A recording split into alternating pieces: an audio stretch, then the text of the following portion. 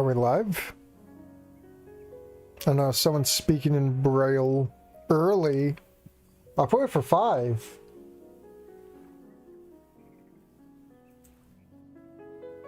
There we go. Now YouTube shows we're live.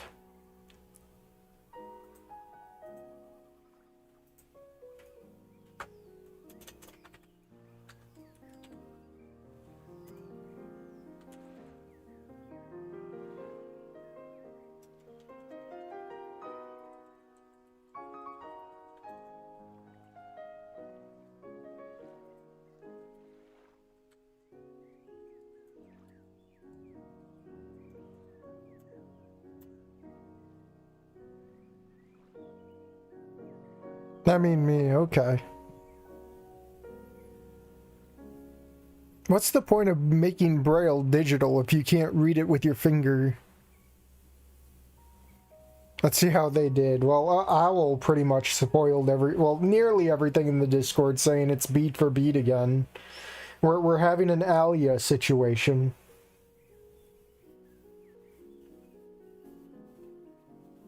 Though I'm hoping... I'm hoping the bare minimum, the characters are at least likable. I don't think there's any likable characters in Dancing Towards Tomorrow.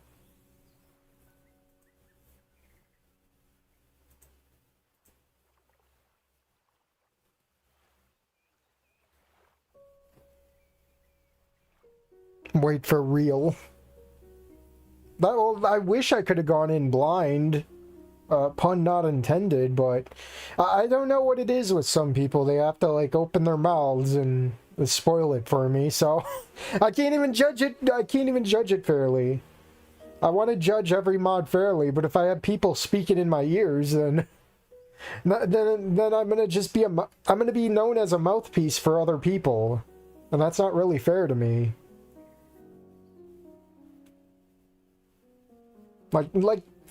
How long has Little Star been out? No one's been fucking barking that at me. I could still go into that one blind.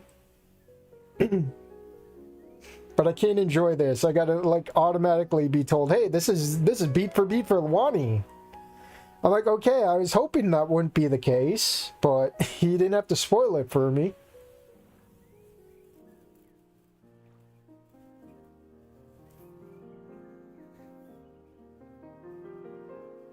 Hey, Ocean. This new Dino girl doesn't seem like the jaded bitch type. I'm at least hoping for that. Yeah, that's true. Been a while since I've seen a stream. Hey, Monk. Still working, but I will listen in. Alright, Crescenario. Hey, Dr. Coconut.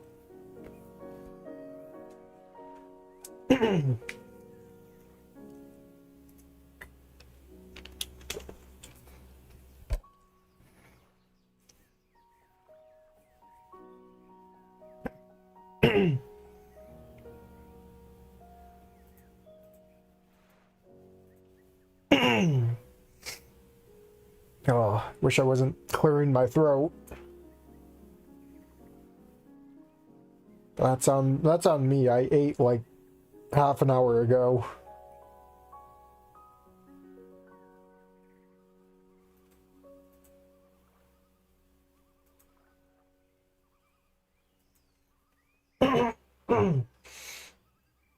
The Bianca is real. Is real. If the characters are at least more original, then I can live with that. True. I mean, it's gonna take a hell of a lot of effort to outdo Dancing Towards Tomorrow. That'll be for sure. Hey, Mandy. Bad end Blanca because she's blind and angry at Protag and doesn't listen and walks into traffic. Hopefully the anon of this mod is different beyond just how he thinks or talks. Other than Little Star and Black Tag, what else haven't you done yet? There's another standalone mod with a T-Rex girl. Maybe I'll make that one next Monday. I don't know. We'll push 3 weeks every Wednesday. I don't know. These things are they're piling on fast, and At this rate, I won't be able to keep up. So yeah, if I press, we're already 5 minutes in, so there we go. What I like about this menu is it moves. It's pretty cool. I'll give them that. You got Braille, I guess. As long as Nico is still a skater boy, I'll be happy. Can't put it to a vote because the Neela sweep, yeah. Yeah, they can have Wednesdays. I don't get the hype around it. And they don't have a fan base as far as I know. I don't know. Well, they have, it's smaller than Wani, that's for sure. Or the Snoot crew. But like, dang. Why is everyone flooding the polls for it? And then people got mad when I was like, oh, I'm doing this one. I'm doing this before 3 weeks. So I don't know anymore. I don't know my fan base. I don't know. I thought we were here for Snoot, not for dragons. From a drought to a deluge. At least there's plenty of water in the well for Dino Homopha, yeah. I don't know either. I'm just here to shitpost. Alright. I don't think I pressed start, so... Well, yeah, you can see my mouse. Like, I'm over start, but it's over on load. Really. Just weird. Whatever. Oh, we got Wani music, of course. Oh, we're 4 years into the future, huh? Or is it 5? I forget when Wani starts. I'm gonna turn this down on my end. If the music's too loud, let me know. Future. August 12th, 2:01 M 2028. First day of school at St. Hammond's. Square one, again for the second time. Make it count this time. One more year, one more try. Cool, I am cool. Speed, I am speed. Nico, what's going through your head? Is that his adoptive dad? What exactly? An adoptive dad. Oh boy, that's new. I'll give him that. I'll give him that. That's new. Dino Dad. What exactly do I tell Dad? I practically said the same thing every school year. Excited, anxious, thinking up icebreakers that lead me to high school royalty.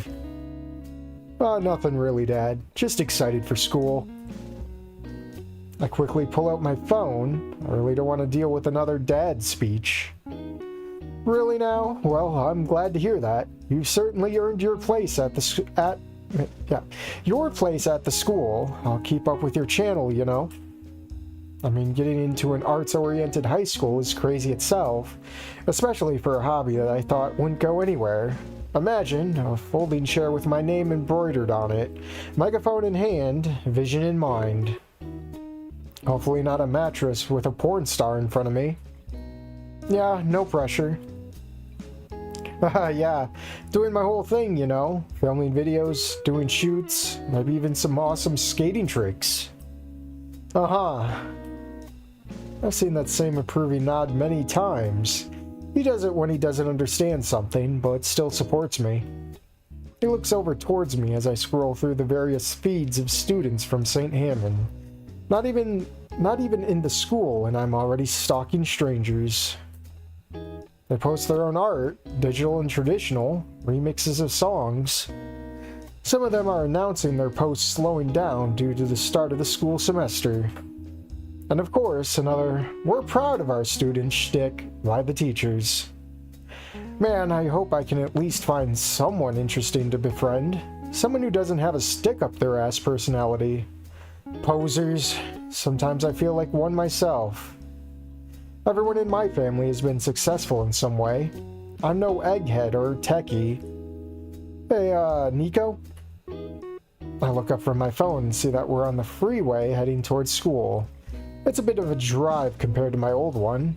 I'd usually be there on my board by now. I wanted to take this car ride as an opportunity. I immediately looked down at my phone. Can I just at least have a moment for my sad loser exposition inner monologue? Oh no, thinko moment. I don't want a dad talk right now. Nico, please put away your phone. My hand tightens a little bit and I slip the phone into my pocket, making sure to look up at him. He is focused on the road. I prefer that rather than him giving partial attention to it. I know you're excited for this year, and you definitely should be, but I also want to keep this somewhat real with you. His voice turns stern, not the preppy tone he usually has. Your academic record wasn't the best as you were entering St. Hammond's, and I know this is your senior year, so senioritis is definitely going to kick your ass. Wait, going to kick your ass? I think they got the... Wait, Tyler. Was there an error here? Was this supposed to be a break in the dialogue? Why is he referring to himself?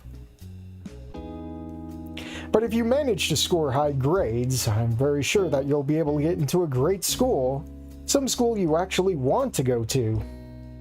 Again, his tone shifts, softer, but still fatherly. Just try. I know you can get good grades if you just try and do something. I lower my head. I can't even look at him now. I'll try. I barely got those words out. I don't even know if it's the truth or just something to get me out of this conversation. Your cousin had to work hard to get where she is now, and I'm sure she would say the same thing to you. Considering that Alex is at Scaleford, her grades were excellent and all the extracurriculars, she had all the opportunity in the world at her feet. Oh, yeah. He looks at me for a moment and smiles. Please keep your eyes on the road, Dad. I believe in you, Nico. You just need to work for it. Thanks, Dad. Anytime. So I doubt any of the developers here will be brave enough to enter chat. I don't hate it, that's for sure. Hold on, let me scroll chat.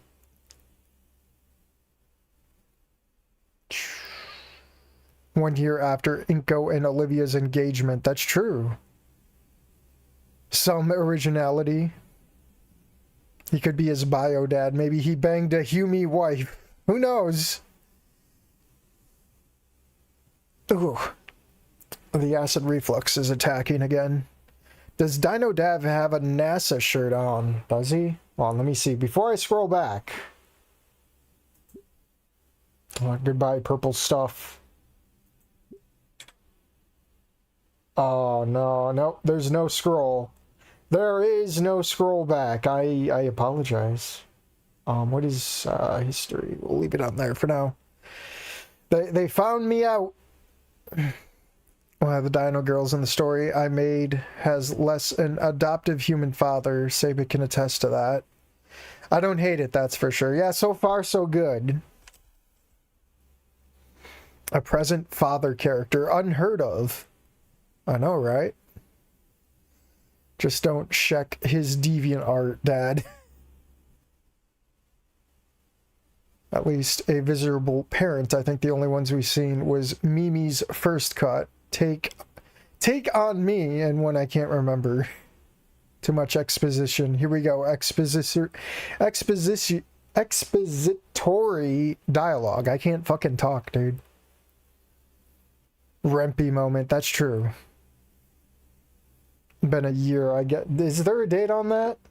Oh yeah, there is dates on these. That's crazy. Alright, make sure chat's up to date. There we go. We spend the rest of the car ride in silence while I mindlessly scroll now through my Snootstagram feed, seeing what everyone else is up to. Friends from my old school come across my screen, still living out their lives. I spend the next couple of minutes scrolling until we finally arrive at the car drop-off point at St. Hammond. I feel the butterflies start rising and my hands begin to tingle. There it is. There's a whole flurry of students all pouring in, a fair number of them appearing to have driven here themselves, all of them coming from different walks of life. But the image comes closer and closer to me as I begin to feel a small pit forming in my stomach. Only human here. Oh wow, there's the trope. I thought there was at least another human here. Oh well. I reach into pocket for my phone and snap a photo of the school. The most popular hashtag I can find for first day at school posts. I should get some views. Ready, son? I nod my head. About as ready as I can be, honestly. There he is. Let me grab my water. Okay, I'm looking over at OBS and he's not as pale. Like, this dude is fucking pale on my TV. Like, he is Slender Man pale. But I look at OBS and it's a little bit more color corrected, so... Never mind. That's a me skill issue. Parker gets a stroke by Dino Girl game. All of them do that. I think that was the second version of Purple Stuff, too. I'm only human after all. I'm only human. Albino. Yeah, where's the albino ain't on? I reach for the back seat, grabbing my backpack and skateboard. I quickly walk forwards up to the school. Hey, Nico. Wait. Hey, Nico. Yeah? You're gonna do great. Keep your chin up. I roll my eyes and groan, turning away from him with a dismissive wave. He returns an approving nod as he rolls up the window, quickly driving off, leaving me amidst the crowd of students all going about their day. A couple of them shoot glances my way.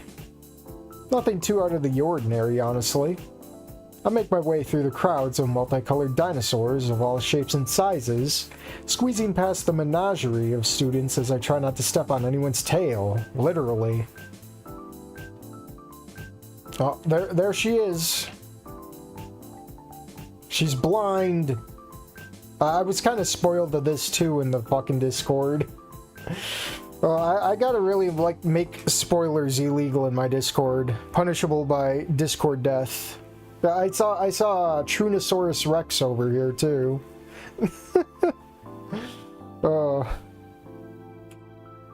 Usually at my old school, I wouldn't really have paid any attention to this. Maybe it's the smell, the faces. No, the layout. No, something else entirely. As I stepped up the first step up to the school, I heard a loud booming voice beside me. Oh god. Oh no. Quit with the auto text. Why do you do this? Hey brah. Gah. You new around here? You're not the same one from a few years back, right? What? Raptor Jesus, do I seriously look like every other human? Well, I don't know about that. They're all faceless. I try to find the voice among the vast array of students, but I find myself unable to pinpoint the speaker despite sounding somewhat close. It isn't until I look up that I spot a brachiosaur, his head hanging over the rest of the crowd. Still taken aback, I can only stare in awe at the sheer length of his neck. I can't even see where it originates. Fucking sick board, you skate? It's pretty hard to speak with him with all this noise, even as his head floats near me. I gotta shake it off. First impressions matter. Nah, carry it around for show. What do you think? Smooth. Hey, Will, come check out this Humie. What? Oh no, there's two of them. Yo, freaking awesome fine lane. You should totally skate that shit, man. Pull some ollies or something. That'd be awesome to see, man. Dad's advice springs to the front of my mind. Considering the dense foot traffic, I could easily crash into someone. Oh, I wonder what's gonna happen. Maybe not. Class is gonna be starting here pretty soon. For real? You just gonna flake out like that? Come on, one trick, man. Just one trick. He arches his head over the crowd towards where I can only assume his body is. I really should be getting going. Maybe another time. You're really gonna chicken out like that, especially on your first day? What? How do you know it's my first day? That's because I gotta... Wait. God damn it. I'm reading. Please. That's because I got a better look at you and... Yo, spot's clear and everything. You can skate. I'll make sure it even stays clear. Shut up, Lane. I was talking over here. Yeah, I was reading. Alright, pick an eye. Come on, at least one, man. First period doesn't start for another 15. Surely the new guy could show us something. It'd be really cool. Yeah, man, you gonna pussy out, or are you gonna are you just posing for that clout? You mean aura farming? Iconic talk of chickening out comes from a bunch of dinos. This is too good of an opportunity to pass up. I can make an awesome display and really show off who I am. The next Rory Hawk. Oh no, not Rory. No, don't bring him back. Bet, I'm in. Really? Hell yeah, dude. Followed the two heads until we arrived at an uncontested section of walkway. The elusive torsos of the Brachios now visible to my eye. Dude, this could be so awesome. We'll see. Alright, dude, let's see what you got then. I set my bag down near the thing that holds the plants and placed my skateboard down on the concrete. I run my sole across the edge of the planter. Rough, could use a bit of wax. Got a wax? Mm-hmm. What? Got a wax. Oh, okay, cool. After a healthy application of wax, I take a couple of steps backwards. Then kick off and jump onto the weird plant thing. I hold my position for a moment. Even flow. Yo! Not bad. I then jump off and land, now to do a simple little ollie as I roll along. Right before I know it, there's a figure in the corner of my vision as I turn around and... That called it. Hey! Yeah, that was like 4 frames of action right there.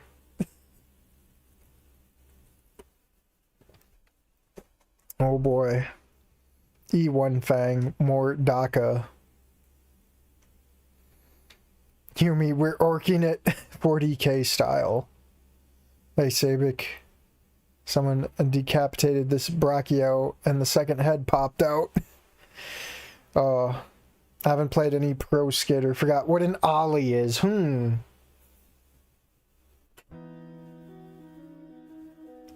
Blind dino down.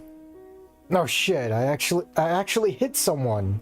I immediately reach out and offer a hand, but she ignores it, opting to look towards the ground instead. Well, looking, huh? Sorry, so... Oh, damn! Oh wait, is it her that's saying that, or the other dino? Oh wait, yeah, it's the other dinos. Shit, we got bail, dude! You absolute eight! What happened? My hand goes completely ignored as she feels around the ground, muttering to herself. Where'd I land? Shoot, my stuff! Thunk. Those are some weird questions to ask after you fall. I didn't hit her that hard. After assessing her surroundings, the raptor pats herself down and rolls her side, then cautiously gets herself up. Again, I offer my hand, but she doesn't even acknowledge it. I see how it is then. We're gonna be assholes to each other. Great. No, I'm sorry, I really didn't mean to run into you like that. I just kept going and I couldn't... Of course you didn't mean to. You were just skating near the entryway filled with a bunch of people. And at the start of the day, too. It was clear, well, until... what are you doing? Trying to find my orientation to the school. Well, wait a minute. And I found it. She then feels around her waist and her back, mumbling to herself, not even acknowledging that I exist. Hey, I'm really sorry. I didn't quite see you, and so I was... She shoots me a glare with the glare. Okay, with those gray eyes of hers. Never thought such a dull color could be so striking. Even with her furrowed brows and snarling teeth, her eyes are something I can't look away from. Milky spheres that stare right into me. What wonderful patterns in her foggy view, and she turns her gaze away from me and begins searching around on the ground. She then turns her gaze away from me and begins searching around on the ground. What the hell were you thinking skating like that? Stammering, I make several attempts to try and somehow explain this in a way that doesn't make me seem brainless. There was these two brachios, and they were telling me that I should... Wait, and they were telling me that I should ask me if I could... Two brachios? Lane and Will? Maybe. I didn't get their names. Ugh. Jeez. Did I skip through that? Okay, no, I did. I recoil a little and then reach down for what seems to be a cane resting on the ground. I shirk away and raise my palms to her. It was all an accident, I swear. I didn't mean to. The red and white pattern makes a stick out of a sore thumb. Wait, makes it stick out like a sore thumb. I'm retarded. Odd fashion, the definition of trying too hard. This is an art school, so it makes sense that a few students would have an atrocious sense. Oh, wait a minute.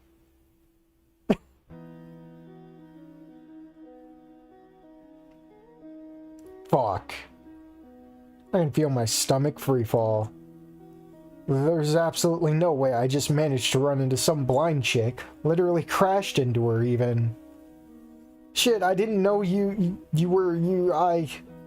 Just stop talking, okay? I'm fine. The next time you want to show off, maybe pick somewhere that isn't crowded. And don't listen to my idiot brother's friends. They have a bit of sense next time. Oh wait, have a bit of sense next time, ingrate. I look around and the two brachios are nowhere to be seen. How'd they manage to sneak away during all of that? Listen, look, really, I'm sorry, I didn't mean... Just stop. Well, I mean, I wanted to make a good first impression. I immediately catch myself. That is maybe not the best idea. I'm sure she understands it, but like, what if it reminds her of her sight? I really don't. I don't want to hear it. Listen, just don't pull that crap anymore. I gotta go. Yeah, sure. Yeah, let's not run into each other next time. She stops herself, turns around and raises her eyebrow at me, and shakes her head, walking away with her cane swinging side to side as she figures out her surroundings with that thing. Man, that's gotta suck, being blind and all. Like, looking at the sea of students, I begin to see something unique about it. All the heads, expressions, and life happening right in front of me. A fairly large crowd is giving me looks. I wish I was blind right now so I couldn't see their expressions of disdain. Oh, bing bong time. Oh shit! Toph, best girl, what? Now we're talking about Avatar? I immediately rush inside, frantically looking at my schedule. At long last. Oh no, looks like the school's budget's going further down the drain. Principal Scaler, what are you doing? Film 101. I take in the side of the classroom. Dozens of posters are taped end to end across the walls. Some even cling to the tied ceiling with dangerously loose thumbtacks. I think I've seen every movie the walls have to display, from the classics from the 50s to even the newer generations of franchise that's not through, is it? Through filling? I don't know, I'm retarded. I take a seat in the front of the class, excited that finally I can actually get some good tips for my hopefully future craft. but I make sure to sit near the wall so I don't look too much like a giddy loon. Oh, I knew it! I knew... There we go.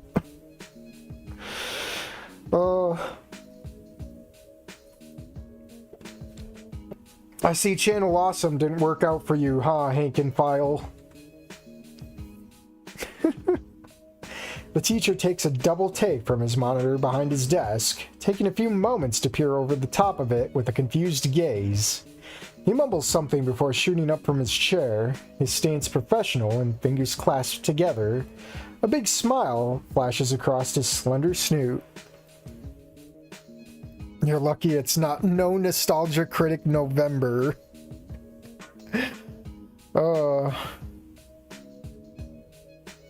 He remembers it so you don't have to. Mr. Al Walker.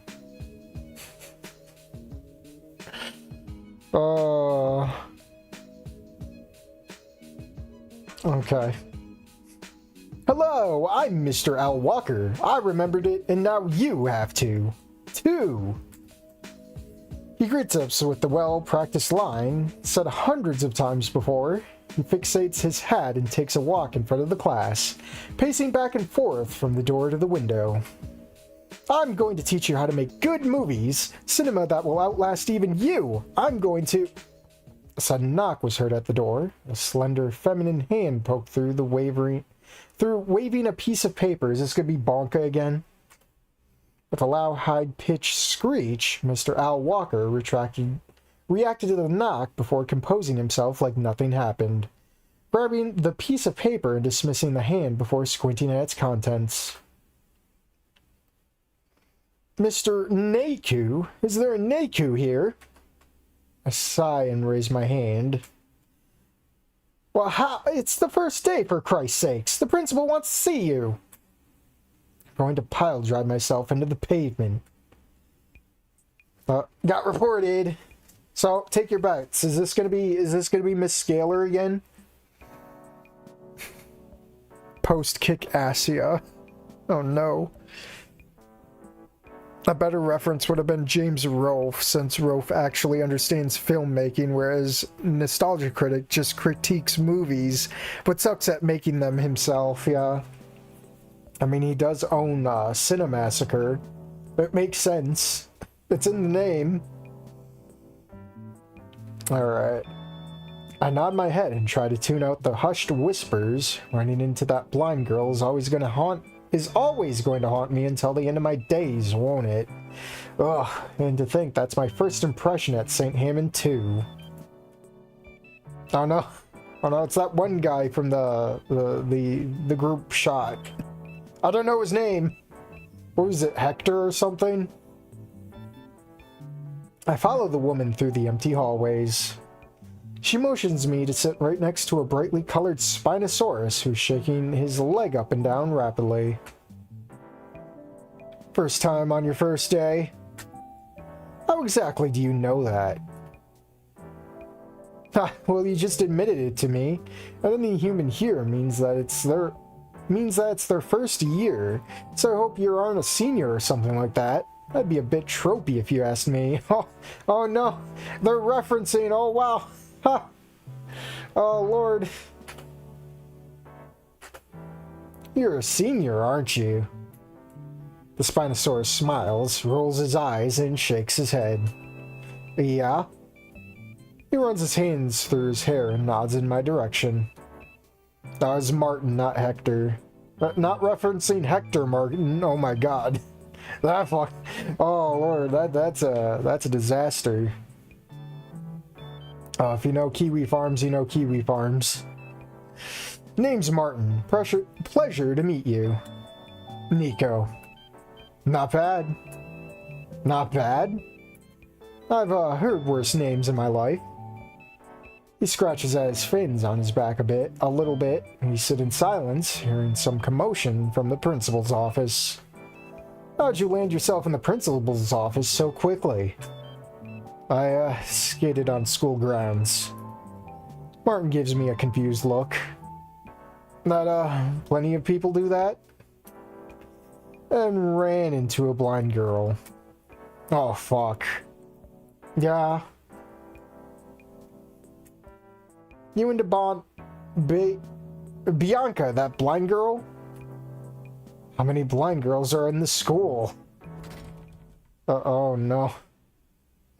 I guess this is the new principal. I wonder what happened to Scalar. Did she get fired? And what was that? Number 1 principal backwards? Oh god. I can already tell I'm not gonna like this guy. His name's Hyde too. Is this supposed to be a Sam Hyde reference? Take a drink for that.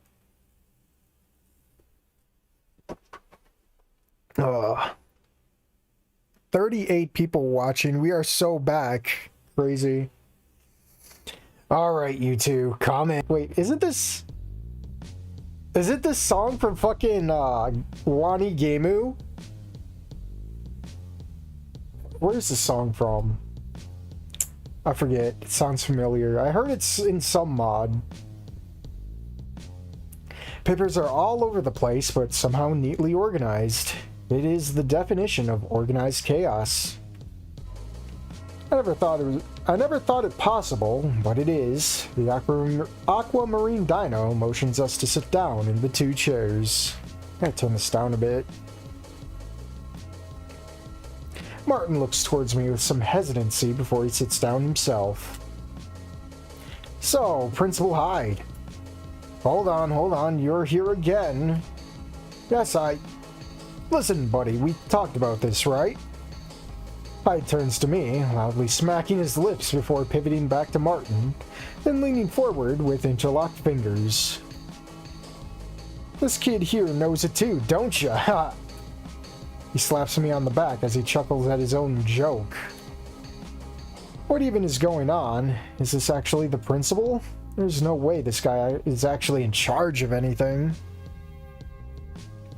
Now the song is from Wani. It's just one of the unused tracks. I use this track in both Purple Stuff and Movie Nights. Crazy. I wouldn't know. Anyways, Mr. Hyde, I was wondering if you'd be able to approve of some budgets for the fashion club. All the other faculty members have approved, and I just need your signature to actually... Jesus, first thing in the morning and the kid's already giving me paperwork! His rage dissipates as quickly as it's flared, and Principal Hyde reclines back in his chair. Well, Mr. Hyde, it would be appreciated if you could just simply fill out this form. He then leans back forward, groaning a little bit. He scrouges around his desk, scattering contents onto the floor. He fetches a comically large pen and carves his name into the bottom of the sheet. Martin takes back the paper, regards the signature, and then gets up from his chair. He flashes me a nervous smile before leaving the room. I turn back towards Principal Hyde. Alright, what exactly did you do? You didn't hear? Yeah, I did. He scratches his ear hole with a pen and then sniffs it. I can feel my whole entire body shiver just at the sight alone. So, yeah, I ran into a blind girl. He purses his lips, sits forward, and interlocks his fingers. Tisk, tisk, tisk, we can't have that. I know, His chair screeches loudly as he scoots himself closer. Come here, sit a bit closer to me. Sit a bit closer, come on. He stares at me with wide, unflinching eyes. Pull my chair a bit to the side, an awkward angle due to the size of his desk in the cramped room. Even my chair feels awkward to move. A tiny plastic thing that feels like its legs are filled with sand. I remember they had these types of seats back in kindergarten. He leans over to me, his legs spread apart and hands hanging between them. We, protect our students here. His voice got real quiet, real low. Feels like every one of his movements is deliberate. We can't have our specially abled student be harassed. I wasn't, I just met her. He clamps his hand on my shoulder, giving my clavicle a gentle rub. Now, this is a no judgment zone. We rehabilitate anyone acting out. Myself, personally, I get it. Principal Hyde, I don't... Young man, I must say, hormones blasting. Seeing a blind girl? I can only imagine how you feel. He releases me from his hold, only to move his chair so close. Our knees are touching. God, that must be something. Anyways, kid, as you may know, it is the year 2028. Gotta get with the times. We can't go around tossing ourselves at the crippled anymore. We have to control ourselves, you get me? And geez, shorts and a jacket. Pinica season, buddy. Wear something modest. A quiet knock sounds from the door, and Martin's head pokes through. Sir, I do believe he was on his way to the fashion club. We weren't going to go over his outfit. We were talking about it all in the hall. And God is real, and he sent me a savior. Oh yeah, I should have led with that. He moves away, back to his original seating position, turning his attention to his monitor. That seemed to be flashing a lot of colors onto his face. You're free to go. Keep it in your pants, okay, buddy? Wow, we get accused of sexual assault, I guess, from the principal. Hyde sounds like he's been to the island. Hey, Drew. I can't get out fast enough, scrambling to leave. You just saw what I saw, right?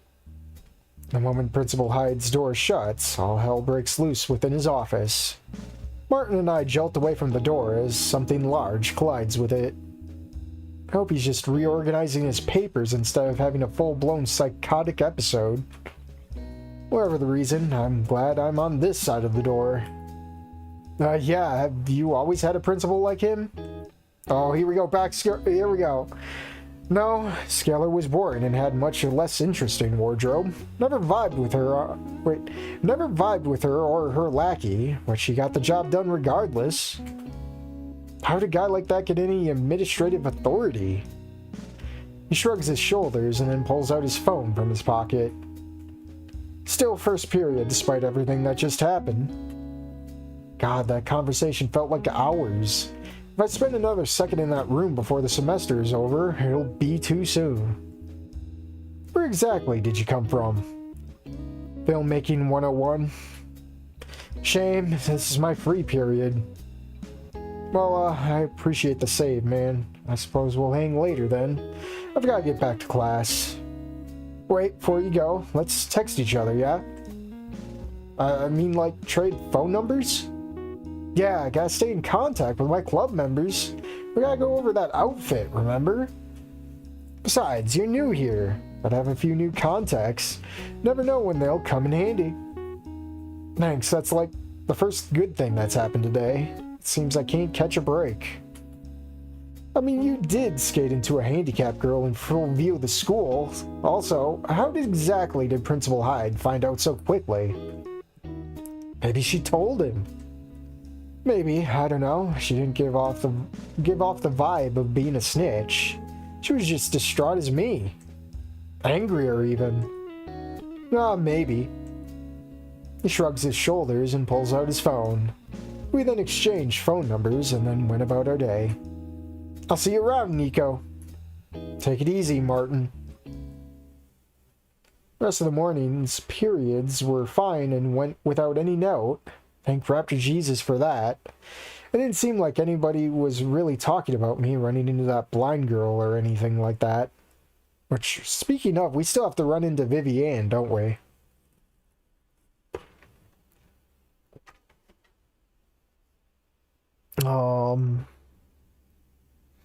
There's a right way and a wrong way to shitpost, though.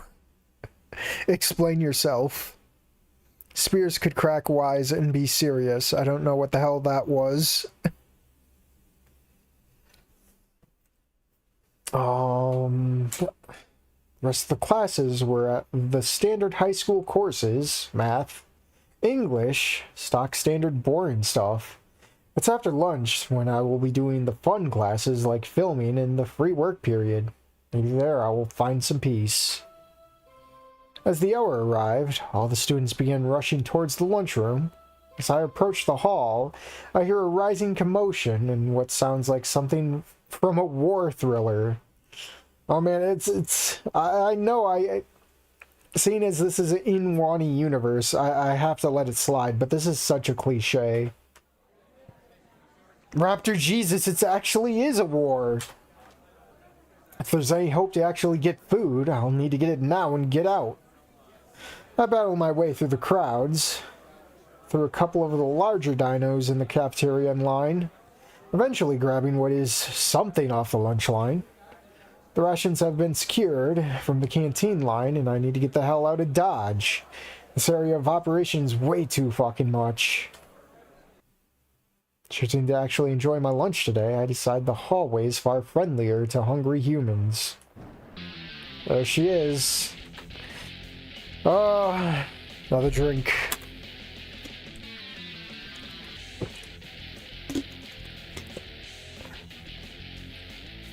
Will she be best girl? You! Aw, crap, here we go again. You were the one who crashed in Bianca earlier. This again? One botched stunt and suddenly I'm the devil? It was an accident. The purple parasaur recoils with indignation. Spittle flies from her braces as she starts to yell. Just an accident? You have the gall to try and downplay crashing into my friend as just an accident. You didn't even apologize. Yeah, I did. And you think that fixes it? This bitch, haven't I been harassed enough already? It's not like I knew she was blind. Listen, I already apologized. I don't know what else you want me to do. You aren't even the first person to give me grief about it. I've been dealing with this all day, and I'm so fucking tired of this routine already. Sorry isn't good enough. You crashed into my friend when you shouldn't have been skating anywhere in the first place. Now Bianca's getting a mouthful from her idiot brother about safety when it wasn't even her fault. That puts us in the same water, but different boats. She's getting as much flack as I for even crashing into her. If her blindness is such a big deal, why is she even walking around by herself, let alone attending a school for visual arts? This isn't even worth it anymore. God, this is going to be one long year. All my hopes of being one of the chillest guys have already been absolutely wrecked now. You know what? I'll make this day my own. If I can ruin it, I can also fix it. Sometimes chill guys have to try too. I breathe in once again, and the parasaur looks at me, and then I exhale. Listen, I already settled this with her. I went to the principal's office for it, and it's already hanging over my head. Can you please just fuck off? She grinds her teeth for a moment and steps forward. Oh, so this is all about you! She said that you didn't even bother to apologize. Why would I believe some faggot who skates on school grounds over my friend? Now, she's gonna be best girl, isn't she? This is obviously getting nowhere. She's probably just doing this so she can feel good about herself. Being this defender of the blind or some crap like that. Can I just finish my sandwich, or is that too much to ask? I want you to apologize! How obvious is that? I already did! Nuh-uh! Yeah-huh! No, you didn't! Where's this going? Ugh, I'll ask her again, and I swear, if you're lying... I'm not. You can trust me on that. Wait, where did her name come from? We don't know who this is. I know she's Vivienne, but... Nico doesn't know that. Oh, buddy. I'll have a field day with you if you are. What? A field day? The purple parasaur stomps off before I can ask her what she means. For once, I'm left to myself. Finally, some peace and quiet. I thought I would have been able to find some people, hung with them, and get to chatting by now. But look where I am. All alone at my locker, eating my lunch by myself, ostracized from the rest of the school because I ran into a handicapped girl. A one-off incident, and now my world apparently revolves around my first few minutes at school. Raptor Jesus, can this day get any worse? You've got to be fucking kidding me! I stuffed the rest of the food into my face and discarded my tray on top of the nearest trash before rushing to my next period. Art. And before Vivienne route mod. I hope that's a thing. What does TTD stand for? Where did that come up? Where did that brought up? One of her buttons says TTD. Really? Well, it's too late. I can't scroll back. I'll just have to examine her sprite again or something.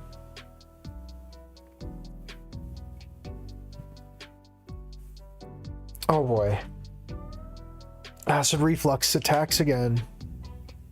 Nico read the boss health bar at the bottom of the screen. Art. So, who's gonna be the new art teacher, huh? It can't be Hyde, unless they're puppeteering his corpse. Oh, in my heart, it's Mrs. Tolbert.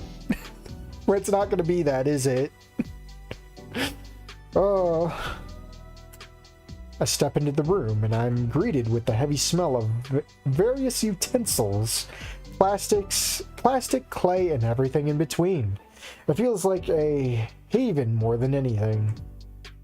I settle down at one of the high-standing tables, pull out my laptop, and begin clicking away, staring blankly at the various editing programs on my computer. I notice the stream of students coming into the classroom, all going their own stations to do whatever they want to do. One last student clicks into the room, and it's going to be Bianca because she does the clay. Bianca. Wowie's out. Of course, it's just like Wani. It's just like Wani to, make amends in art class. And the supposed Mr. Idekin is going to help it happen, right? The orange raptor steps in with her cane clicking from side to side until she makes her way towards the pottery table. I should just keep my head down. Is she gonna see you? Even if I say a single word, somehow the world will come crashing down on me once again. This black hole of a raptor manages to suck everyone into an inescapable aura of bad luck and botched first impressions. I shouldn't even breathe around her. I slink down to my computer and begin to fruitlessly tap at the keyboard. Even though she can't see, I really don't want her to see me. However, the blinds precede the world. The blinds. The art teacher is kind of a low-hanging fruit, but not the worst choice. What do you mean? Have you played this before me? Of course it's Bob Ross. I forgot. I remember when the sprites first dropped on the border, and there was a Bob Ross sprite with the blind date tag on it. So yeah, I don't know what my goldfish attention span's doing, but man, somehow I want to be hyped and I forget about the stuff I see, you know? I only have myself to blame in the end. That's not where my water bottle goes. I almost dunked it in my other cup. That would have been bad. Alright. A minute passes and an older looking Allosaurus with a rather large afro comes bobbing into the classroom. As the local pool closed, he has a variety of paint and clay spattered upon his apron.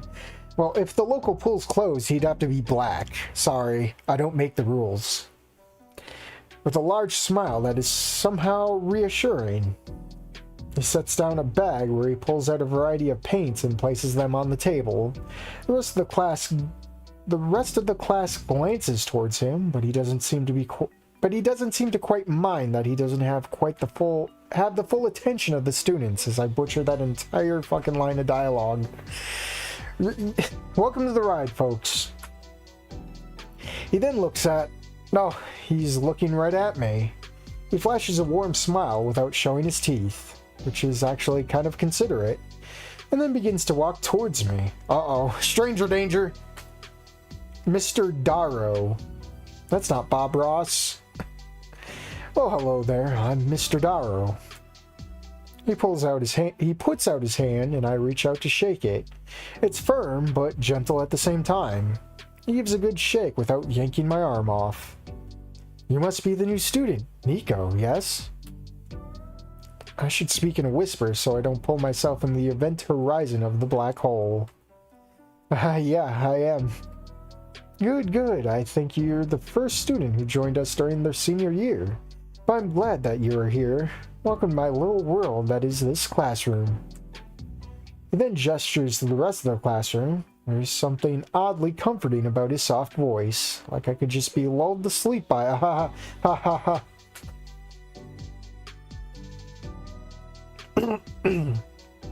Sorry about that. Many of the students have shared their experiences with me since their freshman year, and I've seen them flourish into their talents, creating their own worlds and sharing the joys with our shared one. Sharing the joys with our shared one. Okay. Tell me, Nico, what world do you wish to share with us? To share? A world? Well, I mean, I have plenty of scrap clips and skate shots that I still have to edit. Well then, so you're a film student. Yeah, I guess you could say I'm a film student. That's wonderful to hear, Nico. Would you perhaps let me take a look at your videos? He wants to actually see me. He actually wants to see my skating videos? I pull up the latest completed project and hit play. It's a 60-second montage that I posted to my reels and got a decent amount of views. The agonizing minute it takes for the video to play feels like an eternity. I try to gauge his reaction. Is he hyped? Does he feel excited?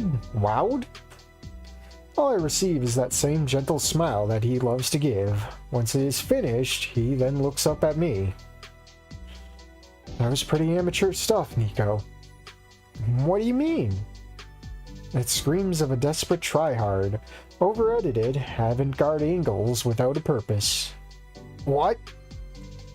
For someone so disarming, he sure doesn't mince words. What do you mean, Mr. Darrow? When you share a world with someone else, your own little world, we think we are like our true selves. Quite often, it's all smoke and mirrors. To share our true selves, the true world, is an intimate act that requires utmost trust. I was not expecting some deep words so soon from an art teacher. What do you mean? It means that you have given me a look. You've given me a looking glass into you, Nico, into your world. It was an experience, but not a genuine one. You have much to learn about your craft and your own self. I don't understand, Mr. Darrow. What could be improved? I'll go for the basics first. You're trying all this weird stuff right out of the gate. Make a shot simple. All artists still have to learn basic anatomy before they get into the real thing. This is very refreshing, to say the least. Somehow his criticism doesn't hurt, just exposes. The way in which he speaks so earnest and genuine, it's weird, in a good way. I've never really seen a person like him. How's that sound? You sure you're not a film... You sure you aren't a film teacher? Well, looks can be deceiving. I may be a sculptor and a painter, but a friend of mine has taught me quite a few tricks over the years. Really? Mm-hmm. Well then, Nico, perhaps you can start with what I gave you. Though, if you don't mind, could you visit me at the end of your free period? I'd like to talk to you about your school year ahead. Sure thing, Mr. Darrow.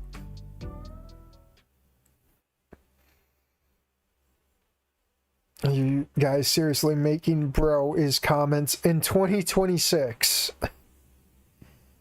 This is telling more than showing. Wani didn't tell us that Idekin was passionate and eccentric. It showed it. Yeah, this is boring on a strike 3. What were the other 2 strikes? I mean, it's still, say what you will, it's still holding me along better than Dancing Towards Tomorrow was.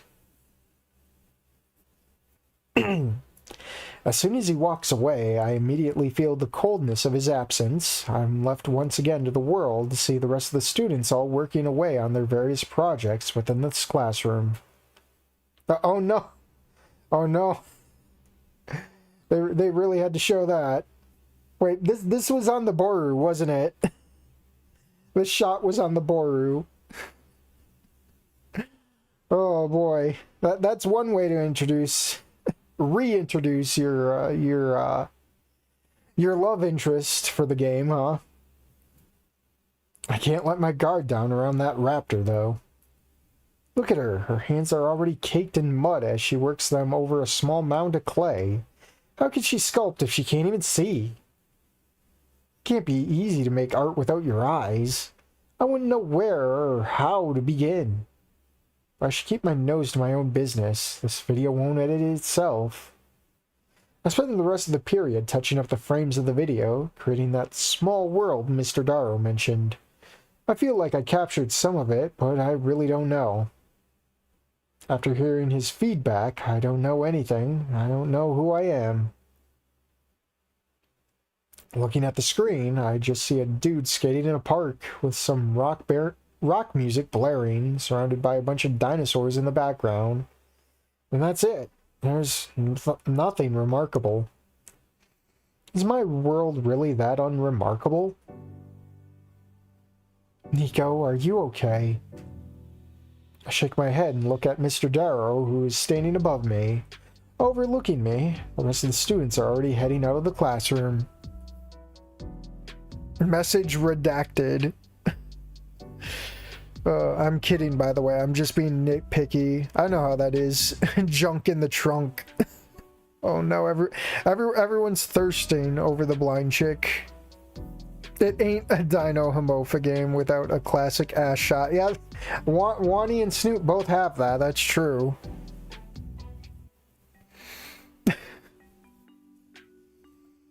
Did I get lost in my thoughts?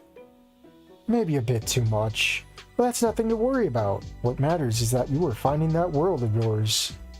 Hopefully you can share it with us before the end of this semester. His warm smile feels reassuring to say the least after that existential crisis. Don't worry about it. You will find it in due time. Come on, let me show you something. A protege of mine that I've had the pleasure of working with. Oh, let me get... It's the Raptor Girl, ain't it? It's more Bianca time.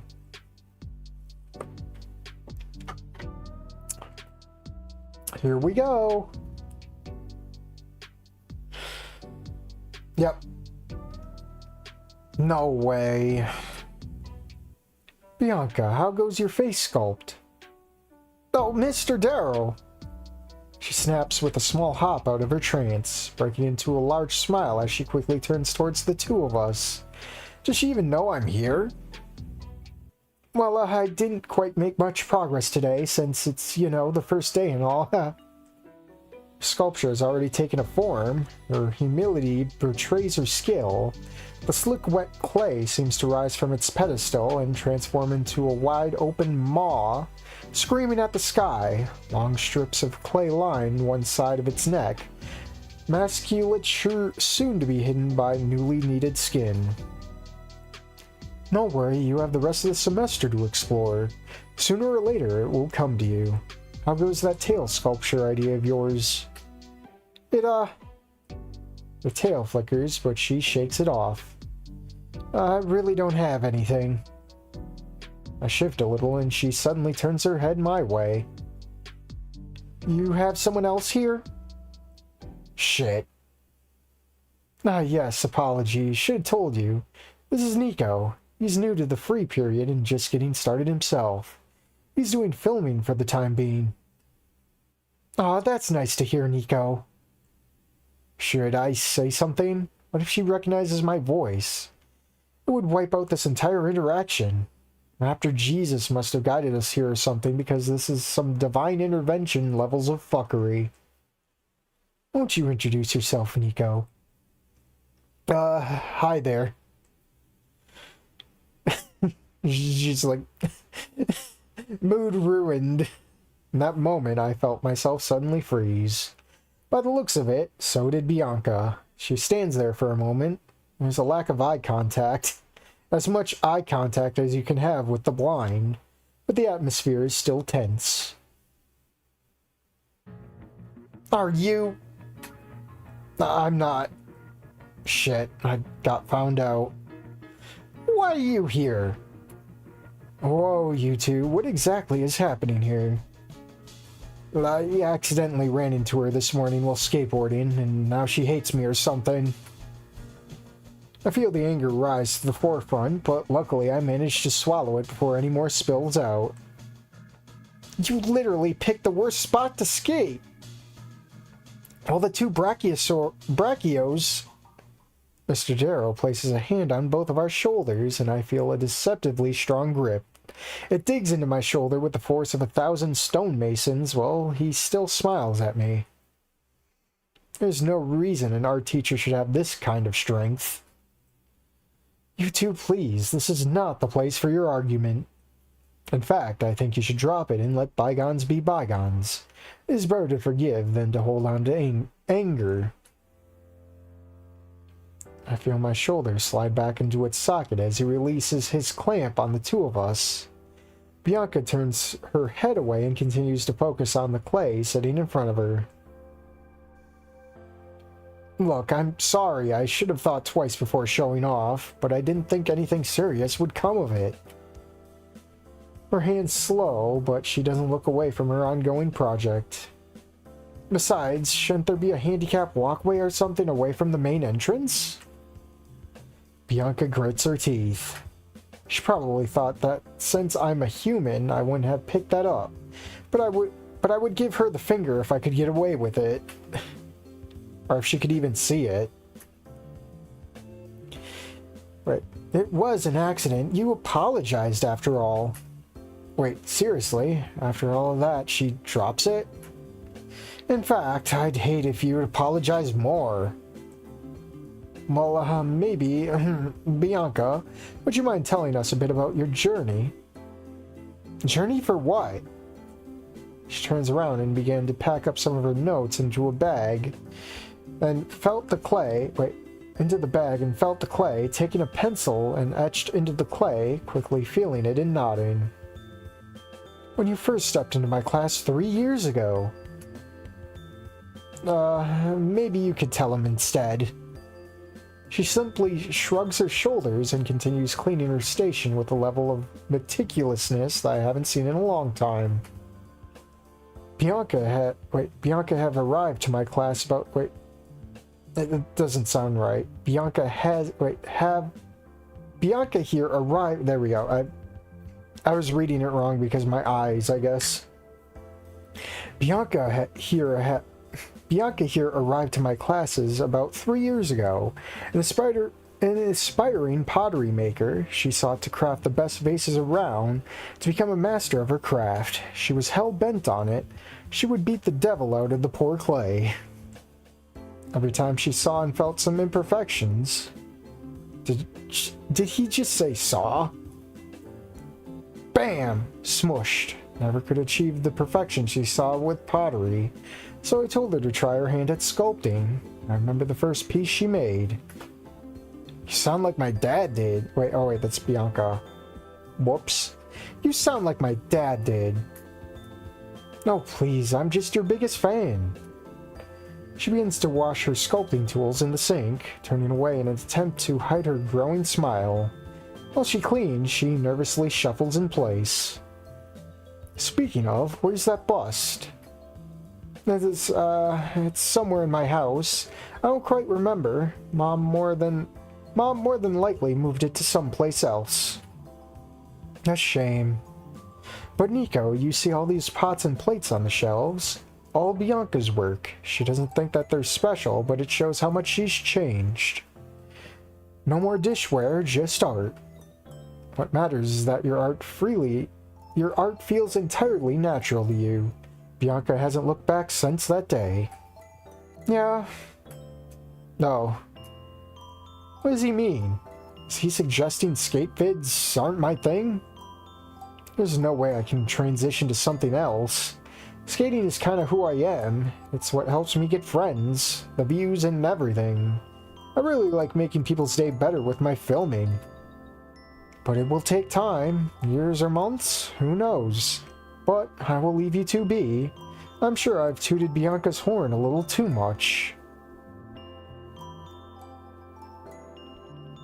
As he steps away, I watch how Bianca cares for her tools, gently placing them on the drying towel. She then turns around, stopping herself. We stare for a moment in silence. Stare? Nico, cut it. Yeah, sure, I'll see you later. Poor choice of words. I get it, see you later. Yeah. Better quit while I'm ahead. I quickly dash towards my stuff, get into the backpack, and begin making my way home. Just finally glad to be away from that place. A short walk to the metro station, and I disappear into the crowd of humans and dinos alike. I hop onto the metro, and just like that, the first day of St. Hammond's is done with. The first day of many, many long ones to come. I've noticed we haven't made a choice yet. It's been over an hour and we're choiceless. Nico for Morgan's Skate Club. I think can you make your human yet in that game? Or is it just like some generic wolf girl still? A single day has passed since the crapshoot that was day one. School seems to have moved on in every way possible. Classes continue as normal, and the others have already forgotten about the zeitgeist that was me running into that blind girl. Occasionally, people's indifference works in your best interests. When you're a nobody, even your sins aren't worth remembering. At least Martin has been cool enough to hang out. Still trying to suss out whether or not it's simply because I'm a human, but he's given me no reason to believe he's anything but genuine. So wait, directly on her dress? Well, not directly. It was a whole mishmash of unfortunate circumstances that unfolded in a Rube Goldberg-esque fashion. Faulty screws, loose cabling. Jeez, I remember hearing about it all through my first year here. So what then? I make a whistling noise indicating that something had blown off. Not entirely. A whole shred of it tore off and she fell into the first row of seats, hem up, heels in two different directions. Wait, was there a piece of artwork on the board depicting this? Is this Vivienne? Is this one of those Vivienne pieces? Oh no. Oh no. Her two guys kept them as some messed up souvenir. The shoes? They kept the shoes? And the footsteps of the Banshee of 23. Quoted a faux spooky voice. Oh no, a Markiplier reference. She was alright, shaken but otherwise whole. Nobody knows what happened to her after the school year ended. Rumors here, rumors there. Okay, this wasn't Vivienne, never mind. Disregard everything. But I don't want to gossip and sully the name of someone I don't know. And why are you telling me any of this? Just spooking me? I'm just saying, if ripped jeans can look good, then why not a ripped dress? I think the damage was overblown, and I want to see what it looked like after the whole crash. The growing rumble of the lunch rush drowns out his speculative fashion approaches. The fighting from the previous day has already taken its toll. Small bruises pepper my sides from more desperate lunch line dashes. Ready? No. You want to get snacks from that vending machine then? I mean, I don't think I'll ever be ready for the commotion of this. Nobody ever is. I squeeze through the double doors, nearly crushed by the bottleneck of starving students flooding the room. Ah, damn it. That stego needs to watch their fucking thagomizer. Martin, where the hell are you? I need to get out of this mess before one of them decides they're hungry enough to trample me. With a tray full of whatever I could grab, I slip out of the war zone before anyone could take notice of my spoils. Martin! I'm here, man! Wow, you actually managed to get your food and sides out of the mess? And here I thought I got lucky with just my main dish in a bottle. What? You know what? Let's just go outside and eat. Yeah, sounds good. We both head outside where I can actually breathe without risk of getting crushed by my fellow classmates. The air is warm and refreshing. It's nice to stop and catch my breath without catching a horn to the face. There we go. I can actually hear you now. Most outside tables are already taken. Looks like everybody's had the same idea. The limited seating only leaves a single table. I don't think I'm ready to fight a daily war just for a school lunch. Sort of defeats the purpose of cafeteria food. If I wanted to suffer for a mediocre dish, I'd take up hunting. Well, we hunt in our own ways. We're living like our ancestors, yours especially. What? Well, you're a human and didn't your ancestors always, you know... Martin minds throwing a spear with a pitiful whoosh sound. Do you want to continue this line of thought, Martin? Martin lets out a small laugh. Hell, Nico, that's barely even a scratch. We finally take our seats. Fortunately, it comes with shade. Quieter than eating inside, a slight breeze in the air. We really lucked out. Martin immediately begins eating his food as I dig into mine. Oh no. Vivian again! Ahem! I look up from my food. Fuck.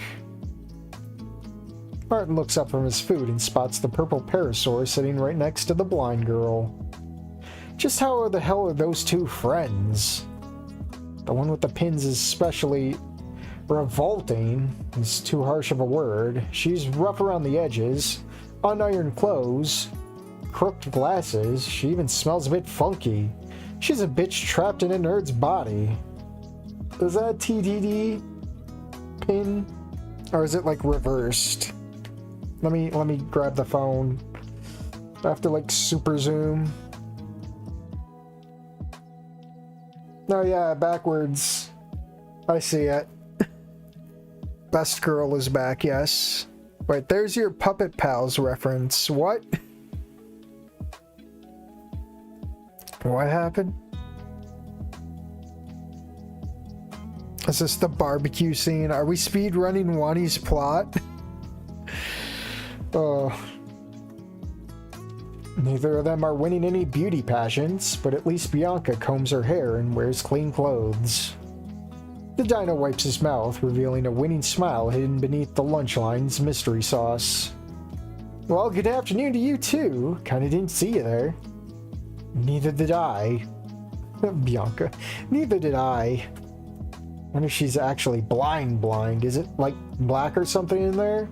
Just what exactly does she see in the first place, if anything? Well, if it isn't any bother, is there a chance that we could use this little part of the table? I mean, Her eyes nervously dart around before they fall back upon Martin. Let me guess, she likes Martin? Whose smile endures the awkward silence. She turns to Bianca, seemingly for consultation before she simply sighs. Yeah, I suppose that can work. Whatever. She shoots me a glare before the briefest of seconds. It's clear she doesn't want me here, but I guess she regards us as a package deal. For the time being, she's content to ignore me. I look around at the other tables to see that they are filled. I swear I'm in a shitty romance novel that my cousins like to read from time to time. Or cousin, sorry. Okay, I guess they never met each other. Never mind. Well then, my name is Martin. It's a pleasure to meet you. Parasaur stares at his hand for a moment, dumbstruck, and then she reaches out to it. Vivian. I'm Bianca. A pleasure to formally meet the both of you. I take a breath in and prepare to follow suit with my own introduction, but remembering yesterday's incident, I think better of tempting fate. I should just stick to my shitty sandwich and leave the introductions to Mr. Suave and seated next to me. My last second self-censoring is just enough to make Vivienne remember I exist, ruining whatever moment she had with Martin. Ow.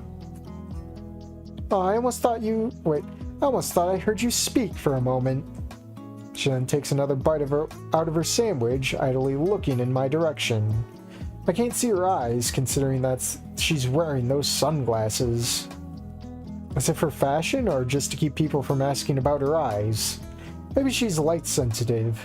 Does that mean she can sorta see? But hey guys, I guess I'm here too.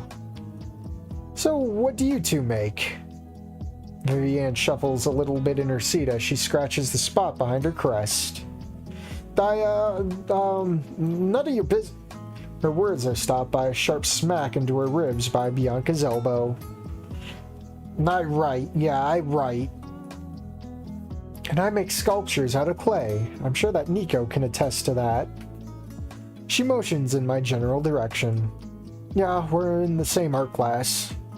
No way, you've seen her sculpt in person? You haven't seen them yourself?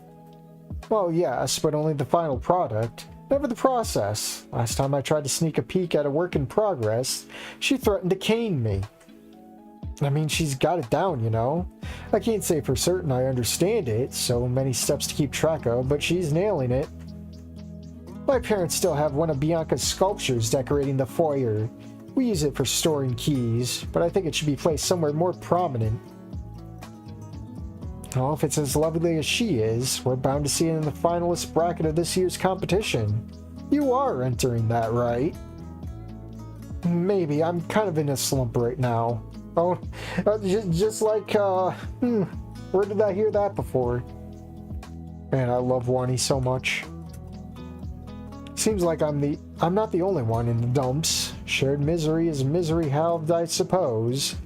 Yeah, that statement doesn't make me feel that much better. Damn, sorry to hear about that. I think you'll get the funk out. Wait, I think you'll get out of the funk you're in no time. You've never released a poor piece. Thanks, I appreciate that. Parasaur crosses her arms, seemingly undignified at the offered compliment. What about you? What do you do? Well, not you. We know that you can't even color within the lines given where you choose to skate. Martin dryly chuckles, completely unfazed by the grating attitude. His eyes look at me in slight concern, and then he turns his attention to the two others. Well, I'm the president of the fashion club. If you were any good, I'd be able to tell you from your outfit alone. I think he looks good. Thanks, Bianca. Wait. Hold on. I wanted to see what he said. Thanks, Bianca. I'm glad you Charming. We let out a small chuckle as Martin stood unimpressed before sitting back down, electing to eat his food in resignation. Several moments of silence passed until Martin went on to defend the philosophy of his fashion for the rest of the lunch period. It was like talking to a wall, which really didn't get anywhere. Then helped that Vivienne tried to be somewhat pedantic about the aesthetics and the morality therein that she claimed Martin was espousing. I swear writers are some of the most moralist people. But even this tedious conversation had to end, a sweet release upon hearing the school bell. How we feel in chat? Gotta go to sleep, have fun. Alright, Sabik, have a good night. Blind jokes, you never see him coming. Vivienne the Fajoshi. Is she? I mean, she's got the stinky Stella vibes, apparently. I look at the inside of my locker, now decorated with a photo of Manuahi and a pen holder Mom got me. I reach in, depositing my books into the locker. That's a little bit less weight, at least. I then close it and make my way towards the next free period with Mr. Darrow. I'm still trying to figure out that advice of his. It all just seems too simple. Am I overthinking this? There he is. There's Dante. I turn around and immediately see Bianca walking through the hallway. Without her cane. How exactly does she know how to navigate the halls, much less anticipate oncoming foot traffic? Is she being guided by someone? Vivienne, maybe? I get my answer as a smaller male Bianca emerges from the student body. There we go, another CG.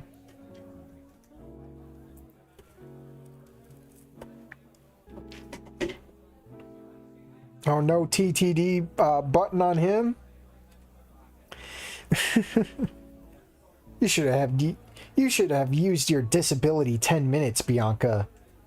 Oh, sorry, I wanted to stay until the end of the period, Dante. We were covering important stuff. With a fistful of Bianca's shirt, he does more tugging than guiding. Anytime he adjusts his course, he yanks Bianca in the chosen direction. Are they brother and sister? Surely they have to be. There's no way she'd put up with this behavior from anyone else. Bull. What do you mean? I should keep my distance. It's none of my business, and I'd only make things awkward if I got involved. Still, it's impossible to avoid overhearing their conversation, since we're heading to the same class. But please pull so hard. I have tonight. 5:30. I drive as usual. Okay. Dude, she sounds like a totally different person when she's around her brother. I don't understand it. Once we arrive to our free period, he lets go of her and quickly walks away. Thank you, Dante. He grumbles and disappears into the crowd. I look at her and where Dante went. Bianca shakes her head, quickly balling her fist and then releasing it. She stands outside of the doorway as she catches her breath. You following me, Nico? Kind of. Why exactly? I was thinking about hitting you with my skateboard again, but thought better of it when I realized I might hit someone else. She huffs with indignance, but I can see a smile forming at the edge of her snout. We shared the same free period, remember? And how are you so certain it was me? I know your smell already and took note of it. You are unique amongst a bunch of dinos. What the fuck? What? That sounds much weirder when I say it out loud. Yeah, it kinda does. I should change the topic immediately for both of our sakes. She doesn't know. So, who was the smaller sized dude guiding you through the halls? That's none of your business. Who I walk with is none of your concern, so drop it. Alright, sorry. I hold my hands up in surrender, not that she can see them.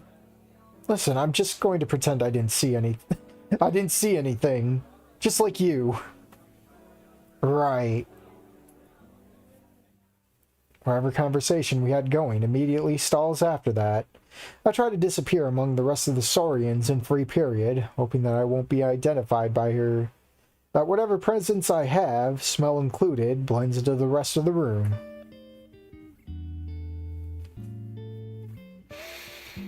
Dante DMC.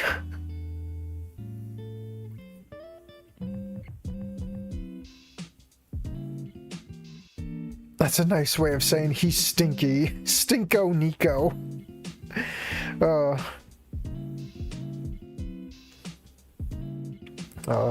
I take a glance over towards Bianca's direction and see that she's still working with that sculpture I saw yesterday. Looks like it's beginning to form into some kind of face. As for what species, I can't quite make it out right now considering the rough shape of the snoot and head is there.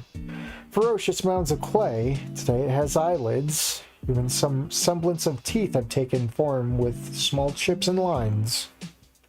How does she even see a fully fledged face and all that? Like, it all slowly comes together and then it suddenly clicks right then and there. And she can see that moment of clicking from the start. She also acts like that whole interaction with Dante didn't affect her. If someone treated me like that, I'd be pissed to the point that it'd be the only thing I could focus on for the rest of the day.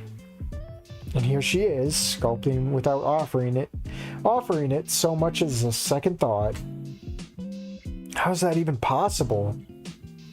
I look at my open laptop, seeing the footage all listed in the project, just waiting to be edited and compiled, but like, I could do something like that one video I saw last night, that cross-cut transition between two shots where I don't even know to do that. Scrap that. Maybe I could do some colored shift footage timed with music as I pull a 180 on my board in the park, do some camera shake, and then what? No, that won't work either. It wouldn't be perfect enough. Maybe I could... Damn it! Ow, my fist. The marble-like surface absorbed the blow with indifference. Fortunately, it dampened the sound. Everyone around me is minding their own business, undisturbed by my outburst. Even Mr. Darrow, who seems occupied in his work with his tablet. I sigh and look at the footage once more. The pain throbs through my hand, and I shake it out. Over my years of skating, I've definitely had worse, much worse. More minutes pass, and I find myself stuck in that same predicament again and again. It's like I'm stuck in a ditch I've walked into the mud. From pacing in the same spot for too long. I want to scrap it all. I look to Bianca, who has already begun adding eyes underneath the lid she'd sculpted moments ago. I've got to know how the fuck she does that in the first place. It's not like I have to use my free period for cinematography. It's a free period, after all. I carefully approach and seat myself next to her before hesitantly tapping her shoulder. Her tail flares and her eyes widen behind her shades as she grasps the table to avoid falling out of her chair. When she regains her composure, she pries one side of her expensive-looking headphones aside. An orchestral melody faintly reaches my ears. Hey, what are you working on? Don't sneak up on me like that. I'm trying to work here. She turns back to her work. Just when I think she's going to leave my question unanswered, she whispers back. I'm sculpting a face. What do you think it is? Well, it could have been a clay heart for all I've known. She shakes her head as she continues to press the clay into its final form. I simply observe her movements, trying to glean anything I can from her process. Hey, I can still feel that you're here, you know. You're gonna watch me all period or something? She can feel me? I mean, how exactly do you do it? Do what? Have this idea in your head, see it, and then just boom, you begin honing away at it and you begin to create something. She stops. One by one, she sets her tools aside, meticulously lining them up atop a damp towel, and she then grabs a wrap and cleans off her hands. Didn't you hear Mr. Darrow about my journey yesterday? Well, yeah, but that is your journey and backstory, but like, how do you do all this now? I just kinda do. No way. Yes way?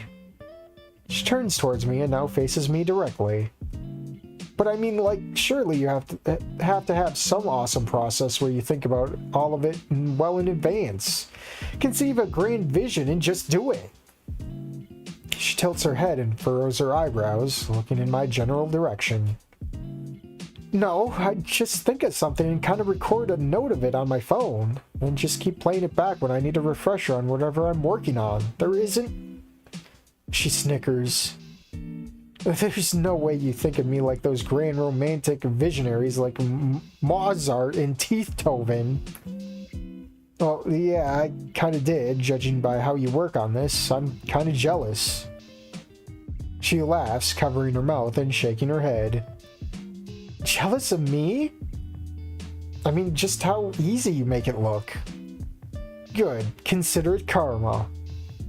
This, ugh. As if I didn't go through enough of it in the first place. She surely knows the stigma that earned me. Though short-lived. It isn't worth it, though. No way that that's all there is. It is. I mean, I know many of the techniques to reach that, but the first pass is going to be super rough. She then motions towards the lump of clay. You gotta start out with something that barely touches upon what you'd like your finished product to be. She then places her hand upon it and begins to stroke her finger across her current progress, her eyes closed. Then you need to feel it, see beyond what it just is, and understand how exactly you perceive it. You then combine both of these together to create your own unique perspective upon the world. That is awfully sight-based language for someone who can't see. Just like that? Yeah, just like that. First draft is always going to be shit, Nico. The first time you try at it, you're not going to get it. Even if you're good at it. Huh. You didn't realize that? No, I didn't. You're new to the whole artistic endeavor, then. I'll take your silence as a yes, then. She turns herself around and picks up another sculpting tool, this time a wire, and begins to cut at the clay. She just slices away without any second guesses. Her advice is sound. Objectively, this isn't a good piece. Individual components are starting to take form, but its overall composition is lacking. Any child could have stuck it all together, but it's the fine mechanical learning, intuition, and genius she has, which I'm still not jealous of. Why are you still here? Don't tell me you still feel the need to apologize. No, why the hell would I? Good. But seriously, why are you still here?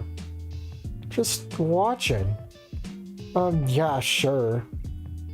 I don't know whether or not I should pop this question, but I've been wondering about this for just all of class.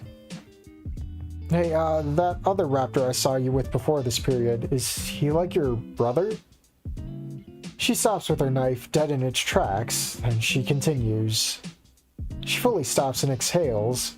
Her shoulders slump and her posture isn't as straight anymore. That's Dante. He knows that you ran into me yesterday. Oh, and that gift that keeps on giving. I thought everyone had gotten over the first day drama. Bianca shakes her head. Ugh, and now he's taken it upon himself to make sure it doesn't happen again. He's looking for you. Doesn't help you're human, too. Why is he hunting me down? I don't know for the life of me, Nico. Compensating? Well, maybe. Just stop. I don't want to talk about him. So he is your little brother. She sighs. Yes, can we please stop talking about this? Yeah, I can. She then mumbles something underneath her breath. Her brows furrow, and it looks like the cut in her clay is deeper than previously.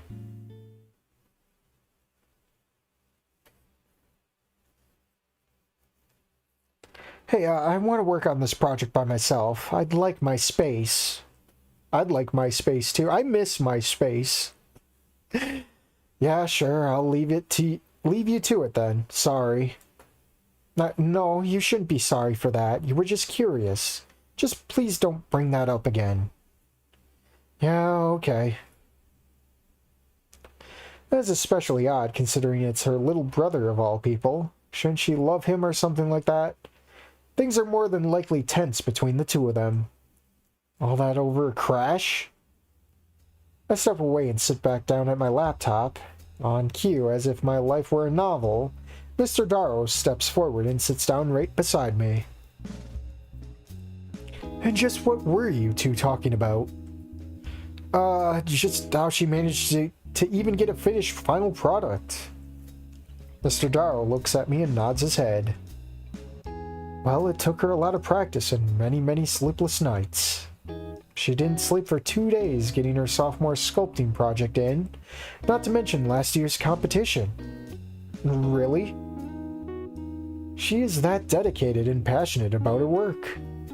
How do you even get to that point? Practice, Nico, something you sorely lack with video editing. Ow, way to call me bad at my own work. It's watchable, but it can definitely be improved. But I mean, she's not practicing at all. She just sits there and churns out a finished piece. Sure, she calls it a rough draft, and it is, but it's like a pass or two away from being complete. You're jealous, Nico. No, I'm just frustrated that she makes it look so easy. Do you want her to struggle? I just want that for myself. That's called jealousy. No, Fine, I'm a little jealous. He lets out a restrained laugh. And it was I, and still am. The dirty little secrets about us creative people is that we're all secretly jealous of each other, especially when success comes our way. Even you? Younger me, yes. I love to record myself sculpting and upload the sessions to SnootTube. Ha ha ha ha. Oh ha. Art is important, but I have found that it's easier when you aren't jealous. I learned that after being burned many, many times. He places his hand on my shoulder. It's okay to be jealous, it just means that you want to be better at your craft. Just don't twist your desire to be vindictive of others. That is envy. He releases the grip on my shoulder. He taps his finger on his chin before he smiles towards me. I'm gonna give you some homework, in fact. I know I really shouldn't, but oh well. I need you to write this down somewhere. Watch these films. Look up the director's Wikipedia. You mean Snootopedia? And then their first films. It'll be fun over the weekend. Taxi Driver, a suburban film. Joker! Oh, Joker movie! Joker movie from Bob Ross. My dude, Bob Ross wasn't even alive to watch the Joker movie.